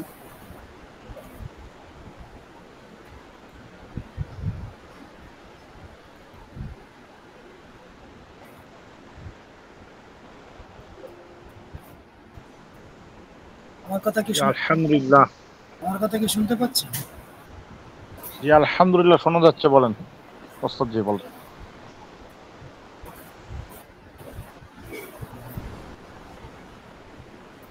দীর্ঘ প্রায় 3 মাস পরে কোর্সের মধ্যে আসা। তো সকলের কাছে দোয়া চাই, সঙ্গে 3 বছর সকলের অনুযায়ী নতুন কিতাব নতুন পড়া। তো এর আগে কিস্তি সম্পর্কে আমাদের মুআসসিস কথা বলেছেন আলহামদুলিল্লাহ। তো আজকে আমাদের দ্বিতীয় অধ্যায় আহকামুল বাইয়্যি বিত্তাআতি ওয়াল ইস্তিজরার। কোনো ইজাব কবুল ছাড়াই অথবা শুধুমাত্র এক পক্ষ থেকে ইজাবের মাধ্যমে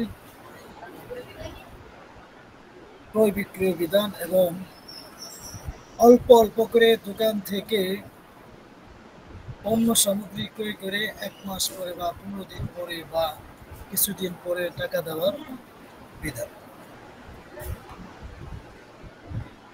তো আসলে এই নেশাবটা বিশাল বড় একটা নেশাব, 2 কিতাবের সাথে, যা আমরা 1 বছর লাগাতার পরেও শেষ করতে পারিনি। সেখানে মাত্র হয়তো 10টা থেকে 12টা দিন আছে সপ্তাহের মধ্যে, সোমবার প্রতি সোমবার। সেই দিকে আমাদেরকে খুব দ্রুত করতে হবে এবং বিষয়গুলোকে আমাদেরকে আয়ত্ত করতে হবে। সে থেকে আমার মুআসসিস যা বললেন, হুজুর যদি প্রত্যেকটা আবার আপনি পড়ে পড়ে যান তাহলে তো এক আলোচনার মধ্যে যত পৃষ্ঠা দেখা যাচ্ছে প্রায় 25-30 পৃষ্ঠা দেখা যাবে, কয়েকদিন লেগে যাবে শুধুমাত্র আবার তো তর্জমা করতে।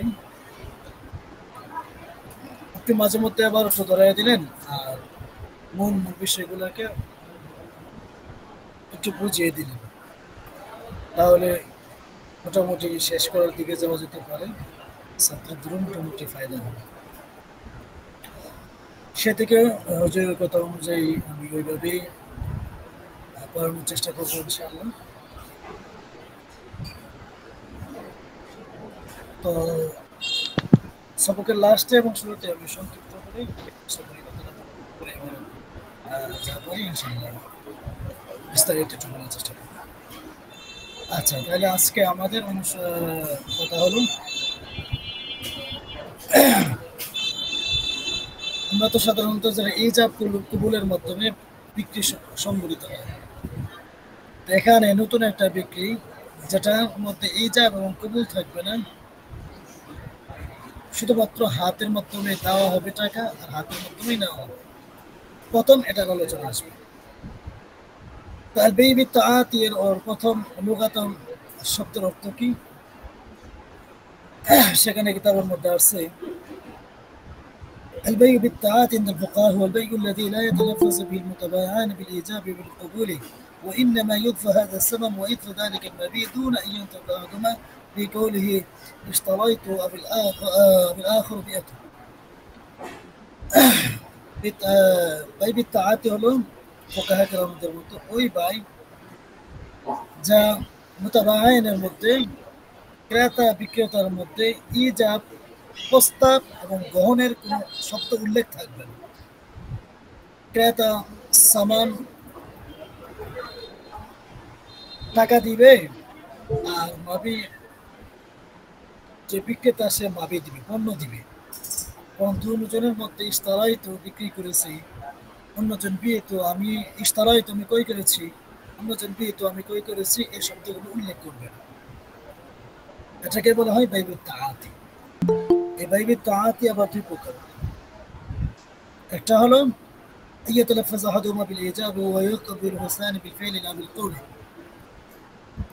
একজন শুধুমাত্র প্রস্তাব করবে শব্দের মাধ্যমে, মুখের মাধ্যমে, আর দ্বিতীয় জন কোনো শব্দ করবে না, শুধুমাত্র ফেলের মাধ্যমে সে কাজটাকে গ্রহণ করে নেবে, পণ্যটাকে গ্রহণ করে নেবে।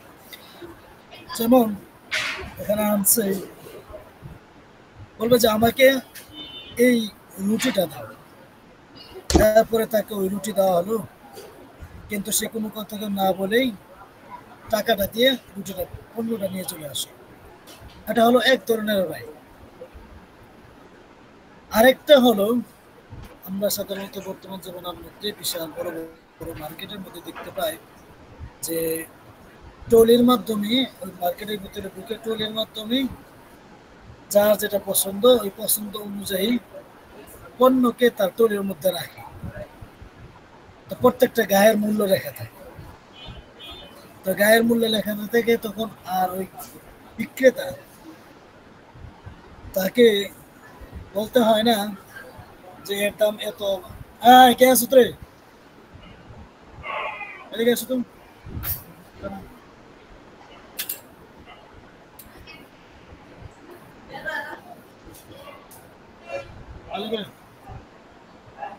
আচ্ছা, তো টলির মাধ্যমে পণ্যটা তার টলির মধ্যে রাখে এবং মূল্য দেখে দেখে রেখে হয়তো কোন লোকের কাছে অথবা ওই মিশিং এর মধ্যে টাকা দিয়ে চলে আসে।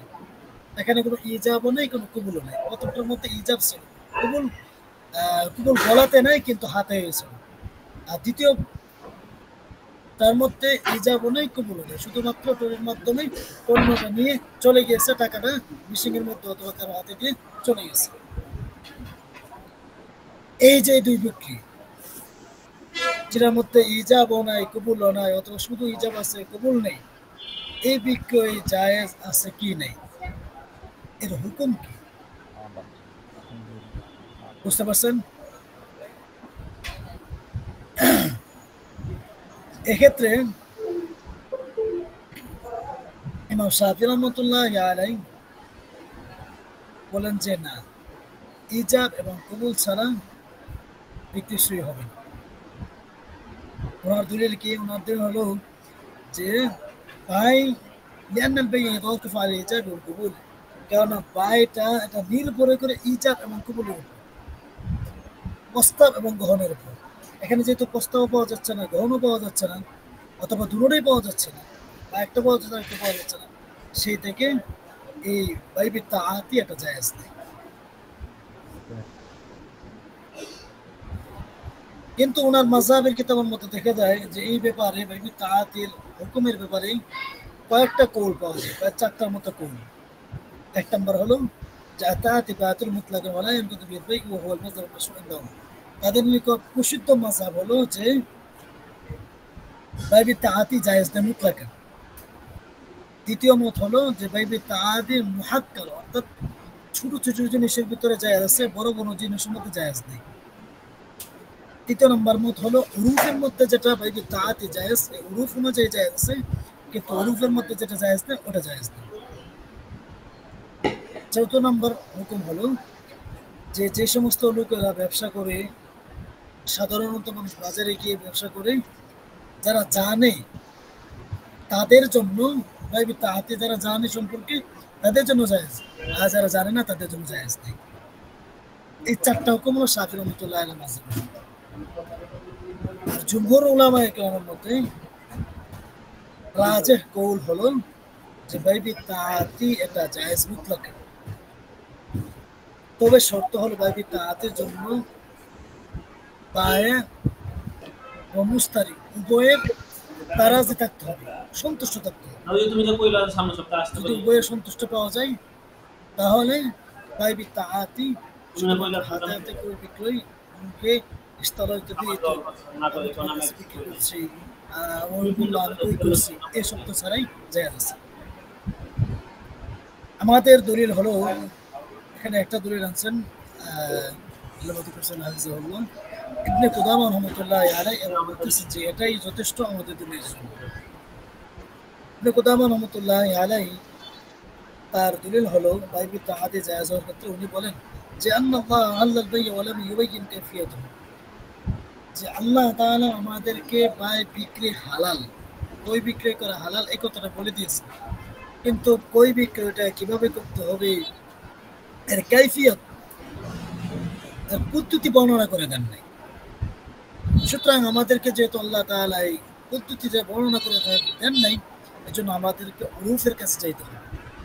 উরুফ সামাজিক মানুষ সামাজিকভাবে কি করে, যদি আমরা ওই দিকে যাই তাহলে তাদের কাছ থেকে তারা কিভাবে কই বিক্রি করে সেটা আমরা পাবো, আর যদি সেদিকে না যাই তাহলে আমরা পাবো না। তো সেক্ষেত্রে যদি আমরা উরুফের দিকে যাই তাহলে দেখি অন্য অন্য বিষয়ের ক্ষেত্রে মুআমালার ক্ষেত্রে তারা যেইভাবে করে এই বাইবি তাআতুর মধ্যে দেখা যায় এই প্রচলনটা তাদের মধ্যে আছে, বাজারের মধ্যে তাদের মধ্যে মৌজুদ, আর আমরা তাদের কাছে না গেলেই এই জিনিসটা বুঝতে পারবো না। তাদের মধ্যে যেহেতু বাইবি তাআতি এটা প্রচলন আছে এবং এর মধ্যে শরীয়ত কিছু ভিত্তি কিছু বিধিবিধান করে দিয়েছে, সেই থেকে কোনো ব্যক্তি যদি মুসাফি বা কোনো ব্যক্তি যদি তার ব্যক্তিগত মত থেকে না জায়েজের কথা বলে তাহলে সেটাকে গ্রহণ করা হবে না। কারণ রাসূল আকরাম সাল্লাল্লাহু আলাইহি সাল্লামের জামানার মধ্যেও দেখা যায় ইজাব কুলুব ছাড়াই অনেক বাইক সংগঠিত হয়েছে। যদি এটা নাজায়েজ হইতেন তাহলে সাহাবায়ে কেরামের যুগ থেকেই এই বাইটা চলতো না, বা এই বাইটা সম্পর্কে তারা অজ্ঞ থাকতেন না, তাদের থেকে নিশ্চয়ই এটা নকল হয়ে আমাদের পর্যন্ত চলে আসতো। যেহেতু এটা একটা আমুমি বালুয়া সবার মধ্যে প্রসিদ্ধ, আর তাছাড়া যদি এটাকে নাজায়েজ বলা হয় তাহলে দেখা যাবে মুসলিমদের অনেক বাইকে অনেক খাবারকে হারাম বলতে হবে অথবা অনেক কই বিক্রিকে বাতিল বলতে হবে। তাছাড়া রাসূল আকরাম সাল্লাল্লাহু আলাইহি সাল্লামের পর থেকে প্রত্যেক জামানার মধ্যেই এই বাইবি তাআতিকে কেউ অস্বীকার করেন নাই, শুধুমাত্র ইমাম শাফি মাযহাবের লোকগুলো ছাড়া। অতএব বোঝা গেল ফাকানা যালিকা ইজমাআন, অতএব বোঝা গেল যে বাইবি তাআতি যেটা জায়েজ এটা সকলে ঐক্যমত হয়ে গেছে। এই হুকুমটা বাইবি তাআতি যেভাবে কি ইজাব ছাড়া জায়েজ, এটা হেবার ক্ষেত্রে হেদায়ের ক্ষেত্রে সদকার ক্ষেত্রে সব ক্ষেত্রে জায়েজ। যেমন একটা উদাহরণ হচ্ছে যে রাসূল সাল্লাল্লাহু আলাইহি সাল্লামকে হাবশা থেকে কোনো হাদিয়া দেওয়া হয়তো, যেমন বিকেল আয়েশা রাদিয়াল্লাহু তাআলা যখন পালা আসতো ওই দিন বেশিরভাগ হাদিয়া দিত। আর প্রসিদ্ধ ঘটনা তো আছেই যে বুখারী শরীফের মধ্যে আছে রাসূল সাল্লাল্লাহু আলাইহি সাল্লামকে সালমান ফারসি রাদিয়াল্লাহু তাআলা একদিন বললেন যে এটা আপনার জন্য সদকা। উনি বললেন যে না আমি সদকা খাই না, তাদেরকে বললেন যে কুলু তোমরা খাও। এরপরের দিন বললেন যে আপনি তো ওই দিন সদকা খান না, এর জন্য আজকে আপনার জন্য হাদিয়া নিয়ে আসলাম। তখন আল্লাহ রাসূল বিসমিল্লাহ ওয়া আকালা, আল্লাহ রাসূল সাল্লাল্লাহু আলাইহি সাল্লাম বিসমিল্লাহ বললেন এবং খাইলেন এবং সকলকে দিয়ে গেলেন। তো এখানে ওই ইজাবের কোনো কথা বলেন নাই, কবুলের কোনো কথা বলেন দিছে, ডাইরেক্ট আল্লাহ রাসূল খাওয়া শুরু করছে। তাহলে বোঝা গেল যে বলা হচ্ছে যে আমাদের উপরে তরফ শাফি মাযহাবের মধ্যে যে কথা হচ্ছে যে এই ইজাবের উপর ছাড়া জায়েজ হবে না, এই কথাটা ঠিক না, বরং বাইবি তাআতি আল্লাহ রাসূল সাল্লাল্লাহু আলাইহি সাল্লামের জামানা থেকে হয়ে আসতেছে। সুতরাং বর্তমান জামানার মধ্যে এটা জায়েজই থাকে। তাছাড়া যদি না হয় তাহলে এটা উম্মতের জন্য এটা কষ্টকর হয়ে যাবে এবং অনেক উন্নতের মানুষের বিক্রিগুলোকে ফাসেদ হয়ে যাবে এবং অনেকগুলো আমওয়াল তাদের খাবারের জন্য হারাম হয়ে যাবে। সেই থেকে ফতোয়া হলো যে বাইবি তাআতি জায়েজ। তাহলে বাইবি তাআতি আলহামদুলিল্লাহ আমাদের শেষ। এখন এই বাইবি তাআতি জায়েজ হওয়ার পর আর একটা মাসআলাকে ভিত্তি করা জায়েজ কিনা, দ্বিতীয় বিষয় সানিয়া। দেখেন তো পেয়েছেন কিনা।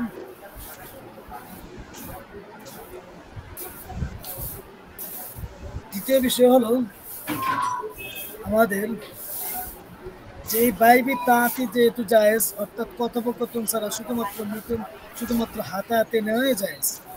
এই বাইবি তাআতির উপর ইসলামী ব্যাংকসমূহ প্রচলিত লাভজনক লেনদেন তারা হাত বেচা কেনা করে দেওয়ার একটা ভিত্তি করতেছে বাইবি তাআতি। অর্থাৎ বাইরে তাদেরকে ভিত্তি করে তারা একটা সুদকে জায়েজের হুকুম দিতেছে। সেটা কেমন? সেটা হলো যে আমরা তো জানি ব্যাংক থেকে যদি টাকা ঋণ তোলা হয় এরপরে আবার বৃদ্ধি করে দিলে এটা সুদ, এটা সকলে জানা। কিন্তু ইসলামী ব্যাংকগুলো কি করে, যেহেতু টাকা দিয়ে টাকা বৃদ্ধি করে দেওয়া এটা নাজায়েজ, এই কারণে তাদের ইসলামী ব্যাংকগুলোর মধ্যে যখন কোনো প্রয়োজনের কারণে কোনো গ্রাহক তাদের কাছ থেকে টাকা আনতে চায়, তখন তারা কি করে, যে বলে যে তুমি কোন কোন কারণ বা কোন কোন জিনিস কেনার জন্য বা কোন কোন পণ্য কেনার জন্য তুমি টাকা নেবে, তখন বলে এই পণ্যগুলো। তখন তারা কি করে যে এই পণ্যগুলা আমি তোমার কাছে বিক্রি করব এবং একটা সময় গিয়ে তুমি এটার লাভ এত টাকা দিবে। এবং কিছু কিছু ব্যাংকের মধ্যে দেখা যায় যে ওই ক্ষেত্রে ওই ব্যাংক নিজে কিনে না, বরং যেই গ্রাহক তাদের কাছ থেকে টাকা ঋণের জন্য গিয়েছে ওই লোকের মাধ্যমেই যে তোমার কি কি পছন্দ, কি কি পণ্য কিনবা, তুমি তোমার নিজেই ব্যক্তিগতভাবে দোকান থেকে মার্কেট থেকে কিনে নিয়ে আসো। তাকে ব্যাংকের পক্ষ থেকে উকিল বানিয়ে তারপর মার্কেটে পাঠাবে। তারপরে তারা কিনে ব্যাংক থেকে আসার পরে পণ্য নিয়ে যখন আসে অথবা কখনো পণ্য নিয়েও আসে না, তখন তারা কি করে একটা সুরত বের করে যে বাইবি তাআতি তো জায়েজ, যে ইজাব কবুল ছাড়াই বিক্রি করাতে যেহেতু জায়েজ, এই কারণে তোরা ওই গ্রাহক ব্যাংকের কাছে যে পণ্যগুলো ক্রয় করে আনছে তারা আর নতুন ফেরত তাদের কাছে দেয় না, কারণ বাইবি তাআতির মাধ্যমে হাত বহাত বেচা কিনা করে তারা কি করে একটা মূল্য ধার্য করে যে এত মাস পরে তুমি আমাকে দেবে, এত মাসে তোমাকে এত টাকা তোমাকে বেশি দিতে হবে, লাভ দিতে হবে। তো এটা ইসলামী ব্যাংকগুলো কি করতে থাকে। কিন্তু এখন এই যে কাজটা করে বাইবি তাআতি ক্ষেত্রে যে এখানে তারা এর উপর ভিত্তি করে যে এই লেনদেনটা করতেছে, এটা জায়েজ কিনা? এক্ষেত্রে এই লেনদেনটা দুইটা কারণে না জায়েজ। যদি দুইটা কারণ না পাওয়া যায় তাহলে এটা জায়েজ। সেই দুইটা কারণ কি? সেই দুইটা কারণ হলো যে যখন বাইবি তাআতি অর্থাৎ তাদের কাছে নিচ্ছেও না বা দিচ্ছেও না, তখন দেখা যাচ্ছে এমন ভাবে কই বিক্রিটা করতেছে ব্যাংকের পক্ষ থেকে কেমন যেন তারা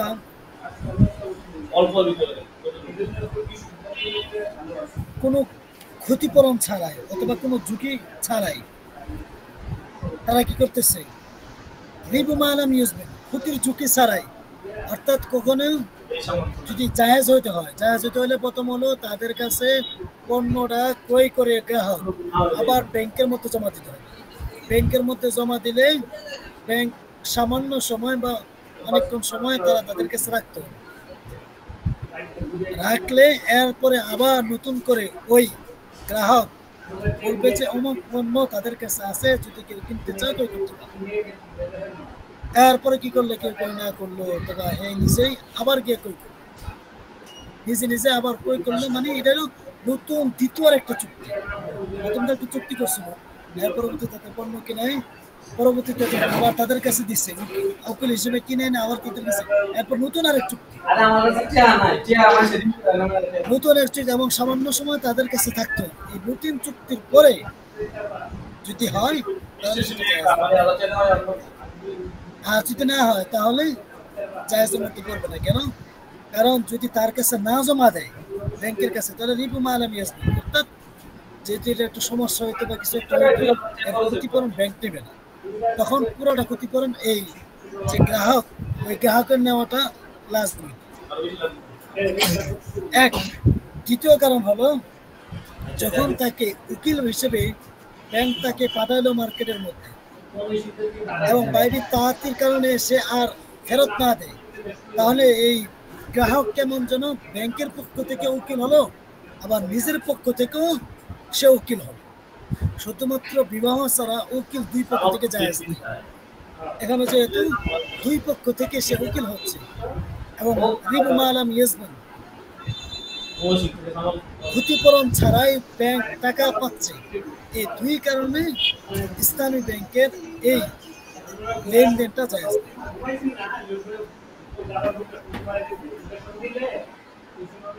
আশা করি সকলের বুঝে আসছে। তৃতীয় নম্বর বিষয় যেটা ছিল, তাহলে বাইবি তাআতি জায়েজ আছে, কিন্তু বাইবি তাআতের উপর ভিত্তি করে যে লাভজনক লেনদেন ইসলামী ব্যাংক করে সেটা জায়েজ।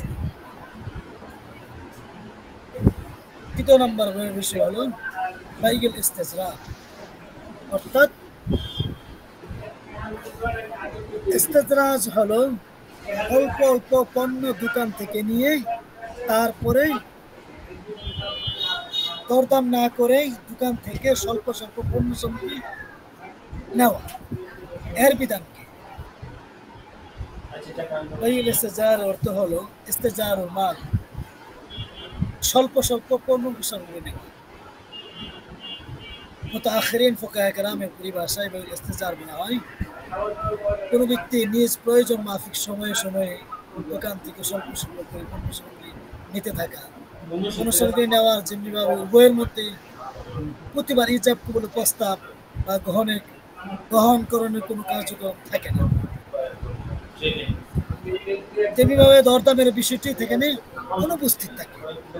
কথা আমার ঘরের মধ্যে একটু প্রয়োজন, লবণের প্রয়োজন পড়ছে, দূর থেকে আমি লবণ নিয়ে আসতাম। আমার ঘরের মধ্যে একটু পাউডারের প্রয়োজন পড়ছে, পাউডার নিয়ে আসতাম।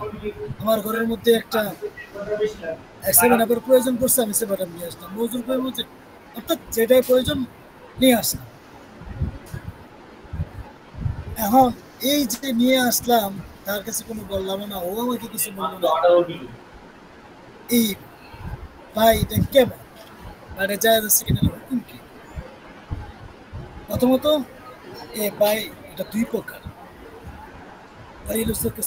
দুই প্রকার। এর মধ্যে থেকে প্রথম প্রকার হলো, একটা হলো যে দোকানদার 1 মাস আমি পণ্য তোমার কাছ থেকে নিব সবসময়, 1 মাস পরে হিসাব করছে আমি কি এর দাম দিয়ে দিব। আর একটা হলো যে না, আমি আগে 5,000 টাকা দোকানের মধ্যে দিয়ে দিলাম, 1 মাস যাওয়ার পরে তারপরে এটা সমান কেটে দিলাম। বাইগিল ইস্তেজরা এই দুই ধরনের হয়। প্রথম প্রকার বিলম্বে মূল্য পরিশোধ করার শর্তে যে আমি 1 মাস তোমার থেকে পণ্য নেব।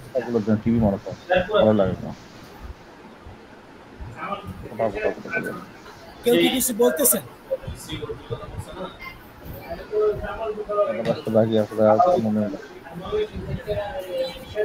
কার ইয়াটা ইয়া আছে, খোলা আছে, বন্ধ করো, আওয়াজ আসতেছে।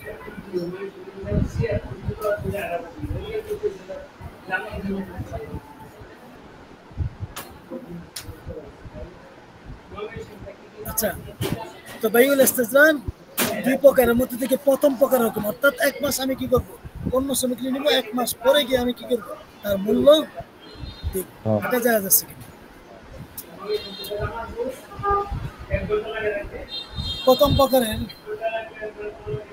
সুরতরা আল্লাহ মাসকাফি রহমতুল্লাহ আলাই মুখতারের মধ্যে কেউ বলে না উল্লেখ করেছেন যে বাইউল ইস্তিজার বলা হয় মানুষকে দোকান থেকে স্বল্প স্বল্প পণ্য সামগ্রী নিতে থাকবে, পণ্য সামগ্রী ব্যবহার করার পর তার মূল্য হিসাব করে আদায় করবে। এর মূল কথা হলো মানুষ দোকানের সঙ্গে এই মর্মে একটি সমঝোতা করবে যে যখনই তার বাড়ির জন্য কোনো পণ্য সামগ্রী প্রয়োজন হবে তখনই সে তা থেকে দোকান থেকে নিয়ে নেবে। এই সমঝোতার প্রেক্ষিতে যখন ওই ব্যক্তির বাড়িতে কোনো জিনিসের প্রয়োজন দেখা দেয় তখন কি করবে, সে ওই দোকান থেকে ইজাব কবুল ছাড়াই, কোনো দরদাম উল্লেখ করা ছাড়াই ওই ব্যক্তি পণ্যটি নিয়ে ব্যবহার করবে। মাস শেষে হিসাব কষে তাকে মূল্য পরিশোধ করে দেওয়া হবে। এখন এই যে ক্রয় বিক্রয়টা, যে এক মাস আমি দোকান থেকে না বলে হিসাব কবুল ছাড়াই নিয়ে নিব প্রয়োজন, এরপরে আমি এক মাস পরে টাকা দিব, এটা যায় আছে এই ক্রয় বিক্রয়টা যায় আছে কিনা? এক্ষেত্রেও ইমাম শাফি রহমতুল্লাহ আলাইহির মাযহাব হলো যে এই ক্রয় বিক্রয় এটা জায়েজ নেই, ওষুধ ক্রয় বিক্রয় এটা জায়েজ নেই। কেন জায়েজ নেই? এর দুইটা কারণ উল্লেখ করছেন। যে কেননা আমরা হয়তো বলবো যে এই বিক্রিটা সম্পাদন হয়েছে বা সম্পূর্ণ হয়েছে যখন মুশতারিক পণ্যটা পেয়েছে, কিন্তু মুশতারি পণ্যটা পেয়েছে যদি বলি যে তখন এটা সম্পাদন হয়েছে, তখন হবে না। কারণ বায় সম্পাদন হওয়ার জন্য সামানটা নির্ধারণ লাগে যে কত টাকা। এখানে তো সে দোকান থেকে ফটাফট নিয়ে আসছে, কিন্তু কত টাকা সে এটা কি উল্লেখ করে না, মাঝুল আছে। এই মাঝুল থাকার কারণে সেটা বিক্রিটা তখন সম্পাদন হবে। এখন যদি করে না, তখন সম্পাদন হবে না, বরং টাকা হিসাব করছে এক মাস পরে দেওয়া হবে, তখন এটা কি হবে, সম্পাদন হবে, সম্পূর্ণ হবে। তখনও হবে না। কেন? তখন তো দুই কারণে হবে না। এক হলো তখন তো তার কাছে যে পণ্যটা বিক্রি করা হয়েছে ওই পণ্যটা মজুদ নেই, মাদুম হয়ে গেছে, হালাক হয়ে গেছে, শেষ হয়ে গেছে। আর পণ্য হালাক হয়ে গেলে, পণ্য উপস্থিত না থাকলে বা পণ্য মাদুম হয়ে গেলে তখন ওই বিক্রয় সঠিক হয় না। সেই থেকে একটা ক্রয়ের সময় এটা ক্রয় বিক্রয়টা ঠিক হলো না, এবং এক মাস পরে যে হিসাব কষে দেবে তখনও সম্পাদন হবে না। এই কারণে উনি বলেন যে এই বাইউল ইস্তিজার এটা জায়েজ নেই।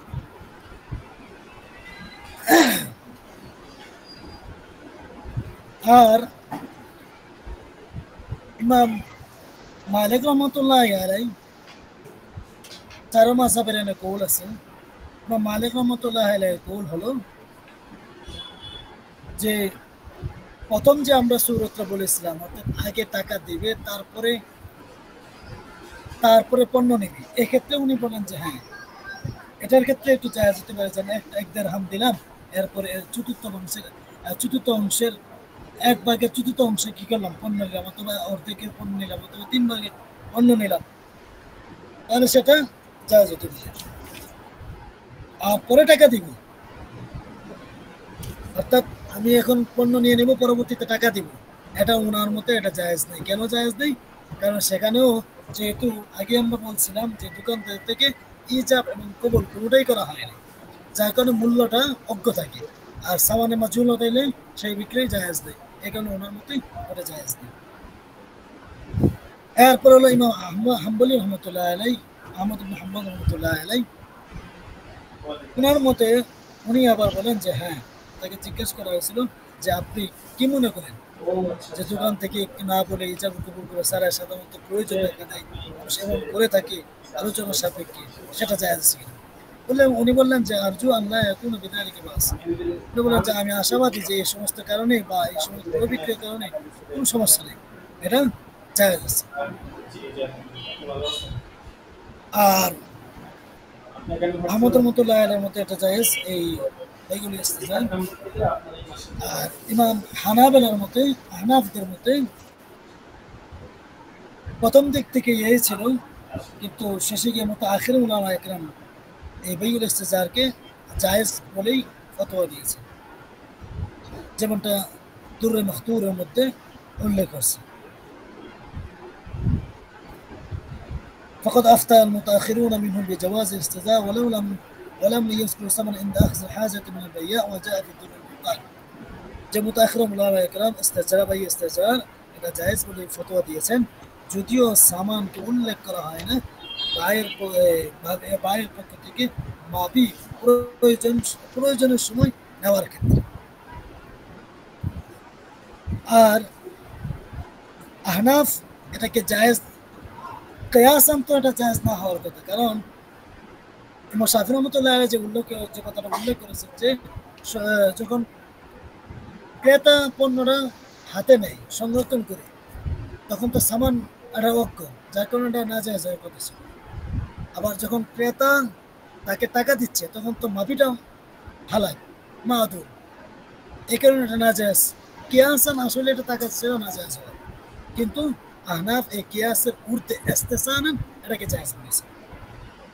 ইস্তেসানান কিভাবে জায়েজ বলেছেন, এখানেও আহনাফদের কয়েকটা মত রয়েছে বা 3টা মত রয়েছে, তারা ইস্তেসানান কিভাবে এটাকে জায়েজ বলেছেন সেটাও আবার বিস্তারিত আলোচনা। তো এটা ইনশাআল্লাহ আশা করি সামনে আমি করব। আর আজকে এতটুকুই থাকবে। তাহলে আমাদের মূল কথা হলো যে বাই ইস্তেজার এটা ইমাম শাফি রাহমাতুল্লাহ আলাইহির মতে জায়েজ নেই, আর ইমাম মালিক রাহমাতুল্লাহ আলাইহির মতেও জায়েজ নেই।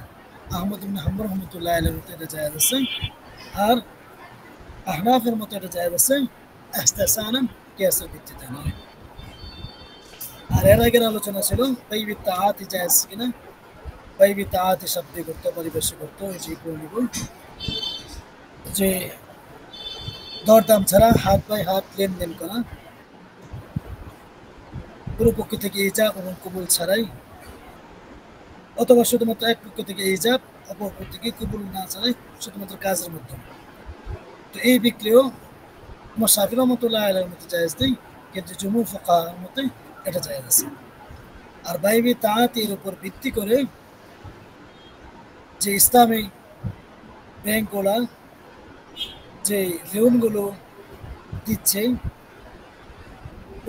প্রচলিত লাভ নিয়ে, সেটা জায়েজ আছে কিনা, সেটা জায়েজের জন্য বললাম যে দুই কারণে সেটা জায়েজ না। এটা হলো রিবু মা লাম ইয়াজমান, ক্ষতির ঝুঁকি ছাড়াই তারা লাভ পাওয়ার কারণে, এবং দ্বিতীয় ক্ষেত্র হলো গ্রাহক সে নিজেই ক্রেতা এবং বিক্রেতা উভয়ের পক্ষ থেকে উকিল হওয়ার কারণে, ব্যাংকের পক্ষ থেকে উকিল এবং নিজের পক্ষ থেকে উভয় পক্ষ থেকে উকিল হওয়ার কারণে বাইবি তাআতির উপর ভিত্তি করে এটাও তাদের এই লেনদেনগুলোও বা তাদের কাছ থেকে টাকা আনাটাও জায়েজ নেই।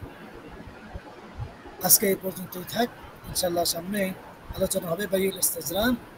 বাইউল ইস্তেজরার অল্প অল্প করে দোকান থেকে আনা আহনাফের মধ্যে যে জায়েজ আছে ইস্তেসানের ভিত্তিতে, সে ইস্তেসান আবার ফুকাহাদের মধ্যে কয়েক 3 প্রকারের, সেটা ইনশাআল্লাহ সামনে সপ্তাহে আলোচনা হবে।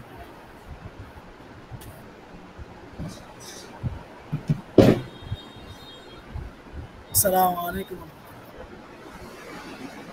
ওয়ালাইকুম আসসালাম ওয়া রাহমাতুল্লাহ। আসসালামু আলাইকুম।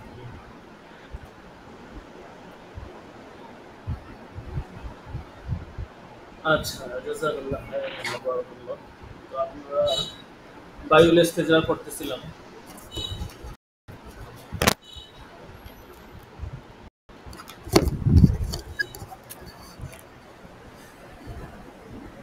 আচ্ছা, হাজিরা হবে কিছুক্ষণের মধ্যেই, আমরা হাজিরা দিয়ে তারপরে চলে যাব।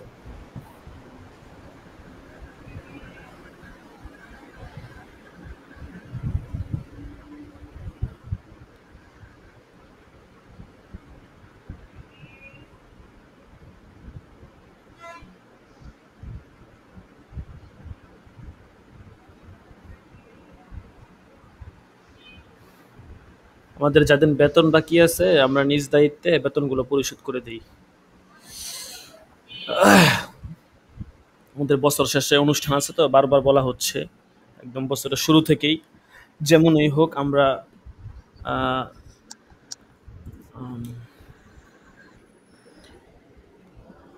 জি ভাই, আমি ক্লাসে আছি, তো ক্লাস কিছুক্ষণের মধ্যে ক্লাস শেষ করে আপনাকে নক দিচ্ছি।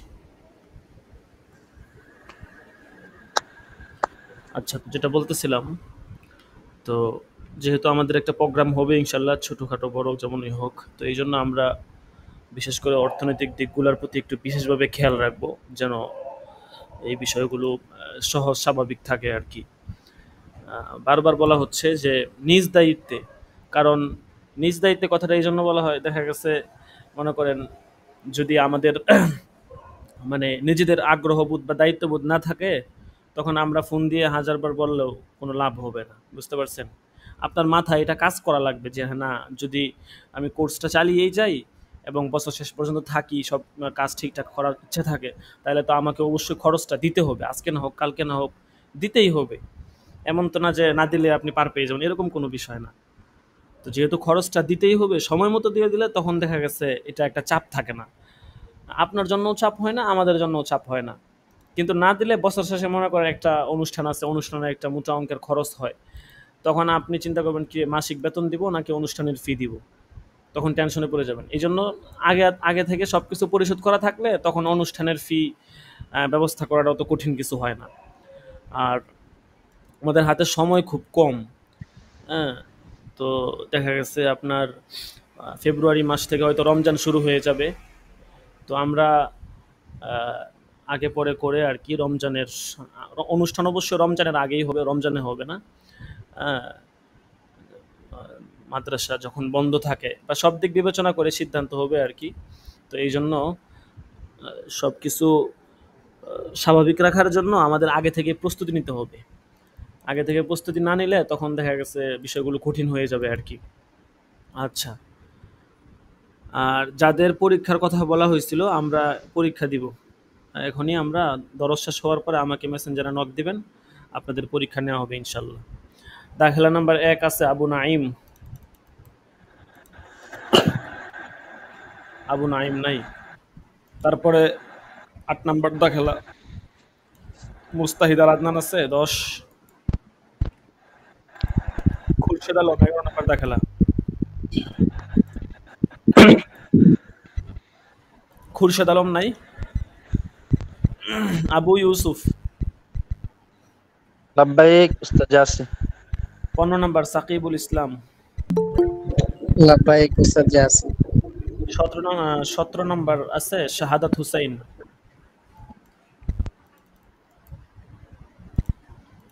18 নাম্বার মাহদি হাসান। লাব্বাইক উস্তাদ জি, লাব্বাইক। 19 নাম্বার সাইফুল ইসলাম। 19 নাম্বার তো নাই। 20 নাম্বার রাফিউল ইসলাম। 20 নাম্বার রাফিউল ইসলাম নাই।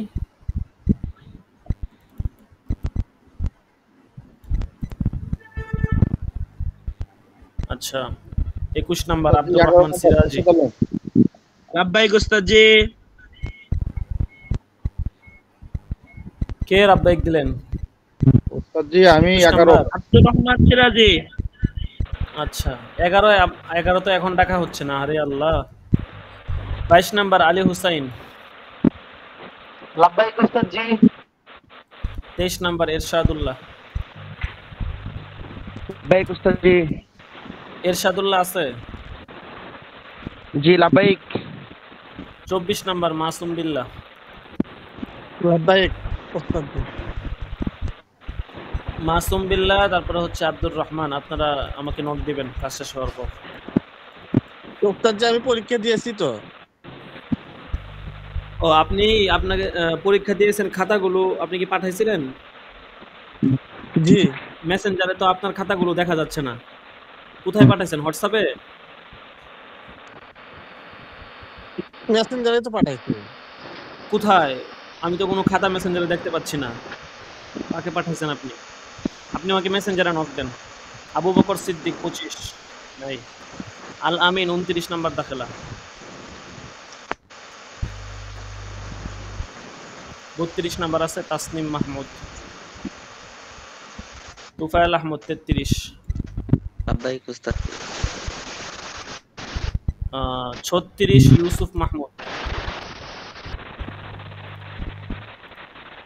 ইউসুফ মাহমুদ নাই।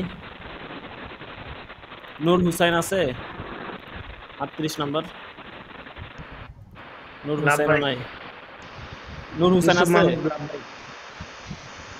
নূর হোসেন নাই, ইসুম মনিরুল ইসুম ইসলাম। মাহমুদ আছে হুজুর। আরে আগে হাজিরা শেষ করি তারপর না বলবেন। একজন ডাকা হচ্ছে, আপনি মাঝখান দিয়ে লাভবাইক দিলে কেমন শোনা যায়? হাজিরাটা শেষ হোক তারপরে আপনি বলবেন। মনিরুল ইসলাম, লাব্বাইক লাব্বাইক হযরত আলী আছে?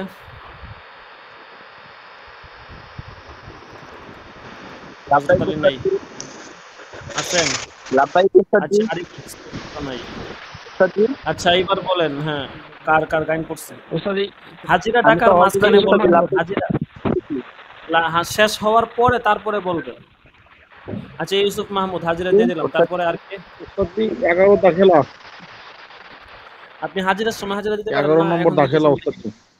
আপনি ছিলেন না হাজিরার সময়? উস্তাদ জি, জি ইসলাম আচ্ছা 11 নাম্বার দেওয়া হয়েছে, হ্যাঁ বলেন। জি আমি জি হযরত আলী বলুন। উস্তাদ জি, লাব্বাইক। আপনার হাজিরা হাজিরা দিয়েছেন? দেওয়া, হ্যাঁ হ্যাঁ আপনারটা দেওয়া হয়েছে। বুঝতে পারতেছেন না উস্তাদ জি, আরেকজন মাঝখানে লাব্বাইক বললো তো তাই। তো এই জন্যই তো বললাম যে যদি কারো হাজিরা ছুটে যায় সেই ক্ষেত্রে আপনি একটু ধৈর্য ধারণ করবেন।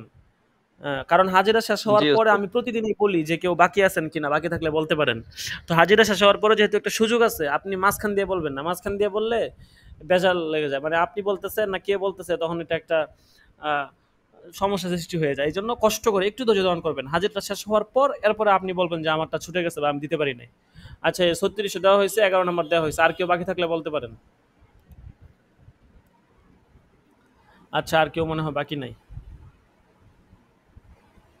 আচ্ছা ঠিক আছে, তো আজকে এ পর্যন্তই। সকলে ভালো থাকবেন, সুস্থ থাকবেন। ইনশাল্লাহ আগামীকাল আবার দরস হবে, বুধবার দিন দরস হবে না, আগামীকাল দরস হবে। সকলে সময়মতো চলে আসবো।